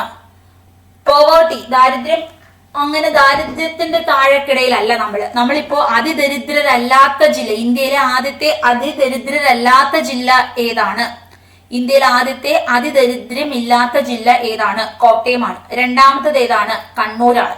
ഇന്ത്യയിലെ അതിദരിദ്രരില്ലാത്ത സംസ്ഥാനമായി ആദ്യം മാറാൻ പോകുന്നത് നമ്മുടെ കേരളമാണ്. പ്രഖ്യാപിച്ചിട്ടില്ല. 2025 നവംബർ 1 കേരള പിറവി ദിനത്തിൽ പ്രഖ്യാപിക്കും. നമ്മളിപ്പോ ഓൾമോസ്റ്റ് 100% എത്തിക്കൊണ്ടിരിക്കുകയാണ്. അപ്പൊ 2025 നവംബർ 1 ആകുമ്പോൾ അതിദരിദ്രരില്ലാത്ത സ്റ്റേറ്റ് ആയി കേരളത്തിന് മാറാൻ സാധിക്കും. ഓക്കെ, റീസെന്റ് കറണ്ട് അഫെയർ ആണ്. ഇന്ത്യയിലെ തന്നെ ആദ്യ ജില്ല അതിദരിദ്രരില്ലാത്തത് കോട്ടയമാണ്. രണ്ടാം സ്ഥാനം കണ്ണൂരാണ്. കണ്ണൂരിനെ പ്രഖ്യാപിച്ചിട്ടില്ല, പ്രഖ്യാപിക്കും. കണ്ണൂർ 100% എത്തി. അപ്പൊ high social development display low economic growth ആണ്. Which of the following is not a strength of the Kerala model? Kerala മോഡലിന്റെ സ്ട്രെങ്ത് അല്ലാത്തത് താഴെ തന്നിരിക്കുന്നവയിൽ ഏതാണ്? High life expectancy, low infant mortality, high unemployment, gender development. Employment, തൊഴിലില്ലായ്മ എങ്ങനെങ്കിലും മാറ്റുക എന്നുള്ളതാണ് നമ്മുടെ ലക്ഷ്യം. അതിനുവേണ്ടി നമുക്ക് എന്തുണ്ട്? ഒരുപാട് പരിപാടികൾ ആസൂത്രണം ചെയ്യുന്നുണ്ട് അല്ലെ. പല ക്യാമ്പയിൻസ് വെക്കുന്നുണ്ട് എല്ലാവർക്കും ജോലി കിട്ടാൻ വേണ്ടിയിട്ട്. കുടുംബശ്രീ വഴി ഒരുപാട് പരിപാടികൾ ചെയ്യുന്നുണ്ട്. പിന്നെ നമ്മൾ ഇപ്പോ നമുക്ക് ലോണൊക്കെ ഫെസിലിറ്റി തരുന്നുണ്ട്, നിങ്ങൾ കൃത്യമായി ചെയ്യൂ, അങ്ങനത്തെ രീതിയിലൊക്കെ ഒരുപാട് പരിപാടികളുണ്ട്. ഇനി നമുക്ക് എംപ്ലോയ്മെന്റ് ഓഫീസിലൂടെ പലർക്കും താൽക്കാലിക ജോലികളൊക്കെ കൊടുക്കുന്നുണ്ട്. PSC ഉണ്ട്. ഏറ്റവും കൂടുതൽ ജോലി നൽകുന്ന സംസ്ഥാനത്തെ PSC കേരള PSC ആണ്. പക്ഷേ നമ്മളുടെ എല്ലാവരും ഓവർ എഡ്യൂക്കേറ്റഡ് ആയതുകൊണ്ട് തന്നെ അൺഎംപ്ലോയ്മെന്റ് കുറച്ച് കൂടുതലാണ്. പിന്നെ ഹൈ പ്രൊഫൈൽ ജോബാണ് നമ്മൾ നോക്കുന്നത്. ഇവിടെ ഇപ്പൊ കൃഷി, ഇപ്പോ ഒരുപാട് ആളുകൾ ജോലി ചെയ്യുന്ന അത്തരം തൊഴിൽ സംരംഭങ്ങൾ കേരളത്തിൽ കുറവാണ്. ഇപ്പൊ കൃഷിയാണെങ്കിൽ ഒത്തിരി പേരെ വേണം കൃഷി ചെയ്യാൻ. ഇൻഡസ്ട്രി ഒരുപാടുണ്ടെങ്കിൽ ഒരുപാട് ആളുകളെ ജോലിക്ക് എടുക്കാൻ പറ്റും. ഇതൊക്കെ കേരളത്തിൽ കുറവായതുകൊണ്ടാണ് നമുക്ക് ജോലി കിട്ടാതായി പോകുന്നത്. Which program in Kerala focused on decentralized planning? Decentralised planning focus ചെയ്യുന്നത് ഏതാണ്? പീപ്പിൾസ് പ്ലാനിംഗ് ക്യാമ്പയിൻ ആണ്. ഇതാണ് വികേന്ദ്രീകരണം, അതാണ് നോക്കുന്നത്. Kudumbashree mission in Kerala is related to. Kudumbashree ഏതുമായി റിലേറ്റ് ചെയ്യുന്നു? Woman empowerment and poverty eradication ആണ്. Woman empowerment and poverty eradication ആണ്. നമുക്കറിയാം ഈ ഒരു കുടുംബശ്രീ ഇവിടെ കൊണ്ടുവന്നത് ദാരിദ്ര്യ നിർമ്മാർജ്ജനവും അതുപോലെ സ്ത്രീകളുടെ വികസനത്തിനും വേണ്ടിയിട്ടാണ്. സ്ത്രീകളെ മുന്നോട്ടെത്തിക്കുക, ദാരിദ്ര്യം ഇല്ലാതാക്കുക, ഇതായിരുന്നു ലക്ഷ്യം. കുടുംബശ്രീ താൽക്കാലികമായിട്ട് ആദ്യം വരുന്ന ജില്ല ആലപ്പുഴയിലാണ്. പക്ഷെ കുടുംബശ്രീ ഉദ്ഘാടനം ചെയ്ത 1998 AB വാജ്പേയി മലപ്പുറം ജില്ലയിലാണ്. കുടുംബശ്രീ 25 വർഷം കംപ്ലീറ്റ് ചെയ്തു അല്ലെ. 25 ഇയർ സെലിബ്രേഷൻ കഴിഞ്ഞു. 2024 മെയ് 17 കുടുംബശ്രീ ദിനം എന്ന് പറയുന്നത്. അപ്പോ ചുവട് എന്നായിരുന്നു ഈ പദ്ധതിയുടെ പേര്. 2025 എന്താണ്, അരങ്ങ് അരങ്ങ് എന്ന പ്ലാൻ ഉണ്ടായിരുന്നു. 98 ടു ഒന്ന് കൂട്ടി നോക്കിയേക്കണേ 25 വർഷം. ഓക്കെ, അപ്പൊ അങ്ങനെ ചുവടുകൾ എന്നായിരുന്നു 25 ഇയേഴ്സ് സെലിബ്രേഷന്റെ പേര്. നെക്സ്റ്റ് ഇയർ എനിക്ക് തോന്നുന്നു 2023 ആണോ എന്നൊരു കൺഫ്യൂഷൻ ഉണ്ട്. അടുത്ത വർഷം എന്ന് പറയുന്നത് അരങ്ങ് എന്നായിരുന്നു അവരുടെ ഹെഡിങ്. ഇനി what is one of the major weakness of the Kerala model? ഇത് പറഞ്ഞില്ലല്ലോ, കുടുംബശ്രീ പറഞ്ഞു. ഓക്കെ, അപ്പൊ കേരള മോഡലിന്റെ ഒരു പ്രശ്നം എന്താണ്? മേജർ വീക്ക്നെസ് എന്താണ്? വീക്ക്നെസ് നോക്കാം. ഹൈ ബർത്ത് റേറ്റ് ആണോ? അല്ല, ഇവിടെ കുഞ്ഞുങ്ങൾ നമ്മൾ ഒരുപാട് പ്ലാനിങ് ഉണ്ട്, അതുകൊണ്ട് തന്നെ ഒരുപാട് കുഞ്ഞുങ്ങളൊന്നും ജനിക്കുന്നു പറയാൻ പറ്റത്തില്ല. ഹ്യൂമൻ ഡെവലപ്മെന്റ് ഹൈ ആണ്, സോഷ്യൽ ഇൻഫ്രാസ്ട്രക്ചർ ഹൈ ആണ്, എല്ലാവർക്കും നല്ലൊരു വീട്, കാറ്, അല്ലെ, നല്ലൊരു പ്രൊഫൈൽ എല്ലാവർക്കും ഉണ്ട്. High out migration and unemployment. ഇവിടെ ഇപ്പോൾ മൈഗ്രേഷൻ വളരെ കൂടുതലാണ്, പ്രത്യേകിച്ച് ഇപ്പൊ യൂത്ത് വളരെ മൈഗ്രേഷൻ നടക്കുന്ന ഒരു സമയമാണ്. മറ്റു രാജ്യങ്ങളിലേക്ക് പോകുന്നു. ഇപ്പൊ അവിടെ ഓൾറെഡി എല്ലാം ഇപ്പൊ UK ഒക്കെ ആണെങ്കിൽ ജോലിയില്ല, കാനഡയിലും ജോലിയില്ലാത്ത അവസ്ഥയാണ്, അവിടെ നിന്ന് തിരിച്ചു വന്നുകൊണ്ടിരിക്കുകയാണ് ഇപ്പോൾ. ഇനി ലാക്ക് ഓഫ് സോഷ്യൽ ഇൻഫ്രാസ്ട്രക്ചർ ഒക്കെ സെറ്റപ്പ് ആണ്, അല്ലെ? നമ്മുടെ സ്കൂളുകളൊക്കെ ഇപ്പൊ കണ്ട ഹൈ പ്രൊഫൈലാണ്, സ്മാർട്ട് ക്ലാസ് റൂംസ് ഒക്കെയാണ്. അതിൽ കോവിഡ് ഒക്കെ വന്നപ്പോൾ തന്നെ വിക്ടേഴ്സ് ചാനലിലൂടെ ഓൺലൈൻ പ്ലാറ്റ്ഫോമിലാണ് നമ്മുടെ സ്കൂള് ക്ലാസ് ഉടനെ കൊടുത്തു. അപ്പൊ അങ്ങനെ പെട്ടെന്ന് നമ്മൾ അതിനനുസരിച്ച് മാറാനും പറ്റുന്നുണ്ട്. Which development indicator is highest in Kerala compared to other Indian states? പിന്നെ നമ്മളുടെ വിജയ ശതമാനം ഭയങ്കര കൂടുതലാണ്, അല്ലെ? നല്ല രീതിയിലാണ്. കുട്ടികൾ ചുമ്മാ അങ്ങ് പഠിച്ച് ജസ്റ്റ് പാസ് ഒന്നും അല്ല, എല്ലാവരും നല്ല ഒരു മാർക്കൊക്കെയാണ് വാങ്ങിച്ചുകൊണ്ടിരിക്കുന്നത്. ഇനി എന്താണ്? Literacy rate highest Kerala. മറ്റ് സ്റ്റേറ്റ്സിനെ ഒക്കെ കമ്പയർ ചെയ്യുമ്പോൾ ലിറ്ററസി റേറ്റ് ആണ് ഏറ്റവും കൂടുതൽ. GDPയും പെർ ക്യാപിറ്റ ഇൻകം നമ്മൾ വളരെ കുറവാണ്. ഇൻഡസ്ട്രിയിൽ നമ്മൾ വളരെ വീക്കാണ്. പോവർട്ടി റേറ്റ് നമ്മൾ അങ്ങനെ ഭയങ്കര ദാരിദ്ര്യത്തിലല്ല. ഇപ്പൊ ബീഹാർ പോലുള്ള സംസ്ഥാനങ്ങളെ കമ്പയർ ചെയ്യുമ്പോൾ ദാരിദ്ര്യത്തിലല്ല. എങ്കിലും ഇപ്പൊ ഉത്തർപ്രദേശ്, മഹാരാഷ്ട്ര എന്നൊക്കെ പറയുന്ന സംസ്ഥാനങ്ങൾക്ക് പെർ ക്യാപിറ്റ ഇൻകം കൂടുതലായതുകൊണ്ട് അവരിൽ പലരുടെയും കയ്യിലുണ്ട് ഭയങ്കരമായ പൈസ ഉള്ള സംസ്ഥാനങ്ങളുണ്ട്. പിന്നെ നമ്മള് അതിദാരിദ്ര്യത്തിൽ നിന്ന് കരകയറി കഴിഞ്ഞു. What is the key feature of the Kerala model of development? എന്താണ് ഒരു കീ ഫീച്ചർ എന്ന് പറയുന്നത്? High human development indicates despite low income. കിട്ടുന്നുണ്ടോ? നിങ്ങൾക്ക് ആൻസർ കിട്ടുന്നുണ്ടോ? ഓക്കെ, ഞാൻ പെട്ടെന്ന് ഇത്രയും പറഞ്ഞുകൊണ്ട് നിർത്താം. അടുത്ത ക്വസ്റ്റ്യൻ കൂടെ പറഞ്ഞുകൊണ്ട് നിർത്താം കേട്ടോ, നമുക്ക് ടൈം കഴിഞ്ഞു. ബാക്കി നമുക്ക് അടുത്ത ക്ലാസ്സിൽ ഡിസ്കസ് ചെയ്യാം. നിങ്ങൾക്ക് ക്ലാസ് മനസ്സിലാകുന്നുണ്ടോ? Which two sectors played a major role in Kerala social development? Major health and education ആണ്. ഇത്രയും കാര്യങ്ങൾ പറഞ്ഞുകൊണ്ട് നിർത്തുകയാണ്. ബാക്കി നമുക്ക് അടുത്ത ക്ലാസ്സിൽ ഡിസ്കസ് ചെയ്യാം. നിങ്ങൾക്ക് മനസ്സിലാകുന്നുണ്ടോ? ക്ലാസ് മനസ്സിലാകുന്നുണ്ടോ എല്ലാവർക്കും? ഓക്കെ ആണോ? ഇതുവരെ എല്ലാവർക്കും മനസ്സിലായോ? ഡൗട്ട് ഉണ്ടോ? ഇതുവരെ പറഞ്ഞ കാര്യങ്ങൾ എല്ലാവർക്കും ക്ലിയർ ആണോ? നമ്മൾ നാളെ ഇനി കുടുംബശ്രീയെ കുറിച്ചൊന്ന് പറയും. പിന്നെ നമ്മൾ 2 വ്യക്തികൾ, അമർത്യ സെന്നിനെയും റെക്കിനെ കുറിച്ചും പറയണം. പിന്നെ നമുക്ക് ഒരു 5-6 ക്വസ്റ്റ്യനും കൂടെ ബാക്കിയുണ്ട്. അത്രയും പറയുമ്പോൾ ഈ ഒരു ടോപ്പിക് ഏകദേശം കവർ ആക്കാം. പിന്നെ സിഗ്നിഫിക്കൻസ് സെയിം തന്നെയാണ്, ഇതൊക്കെ തന്നെ പറയാനുള്ളൂ. ഇതാണ് നമ്മുടെ കേരള മോഡൽ ഡെവലപ്മെന്റ് എന്ന് പറയുന്നത്. നിങ്ങൾക്കൊക്കെ അറിയാവുന്ന കാര്യങ്ങൾ തന്നെയാണ്, നമ്മൾ ചുറ്റും കണ്ണോടിക്കുമ്പോൾ കാണുന്ന കാര്യങ്ങൾ തന്നെയാണ്, അല്ലെ? നമുക്ക് ചുമ്മാ ഊഹിച്ച് പറയാൻ പറ്റുന്ന കാര്യങ്ങളാണ്. പക്ഷെ അനലൈറ്റിക് രീതിയിലായിരിക്കും ക്വസ്റ്റ്യൻ വരുന്നത്, ട്രിക്കി ക്വസ്റ്റ്യൻസ് ആയിരിക്കും. അതാണ് പ്രശ്നം. അപ്പൊ നമ്മൾ പ്രോപ്പറായിട്ട് അനലൈസ് ചെയ്യണം. പിന്നെ 2011 സെൻസസ് നമ്മൾ കൃത്യമായി ബൈഹാർട്ട് ചെയ്യേണ്ടി വരും ഈ ഒരു ടോപ്പിക്കിൽ കേട്ടോ. അത്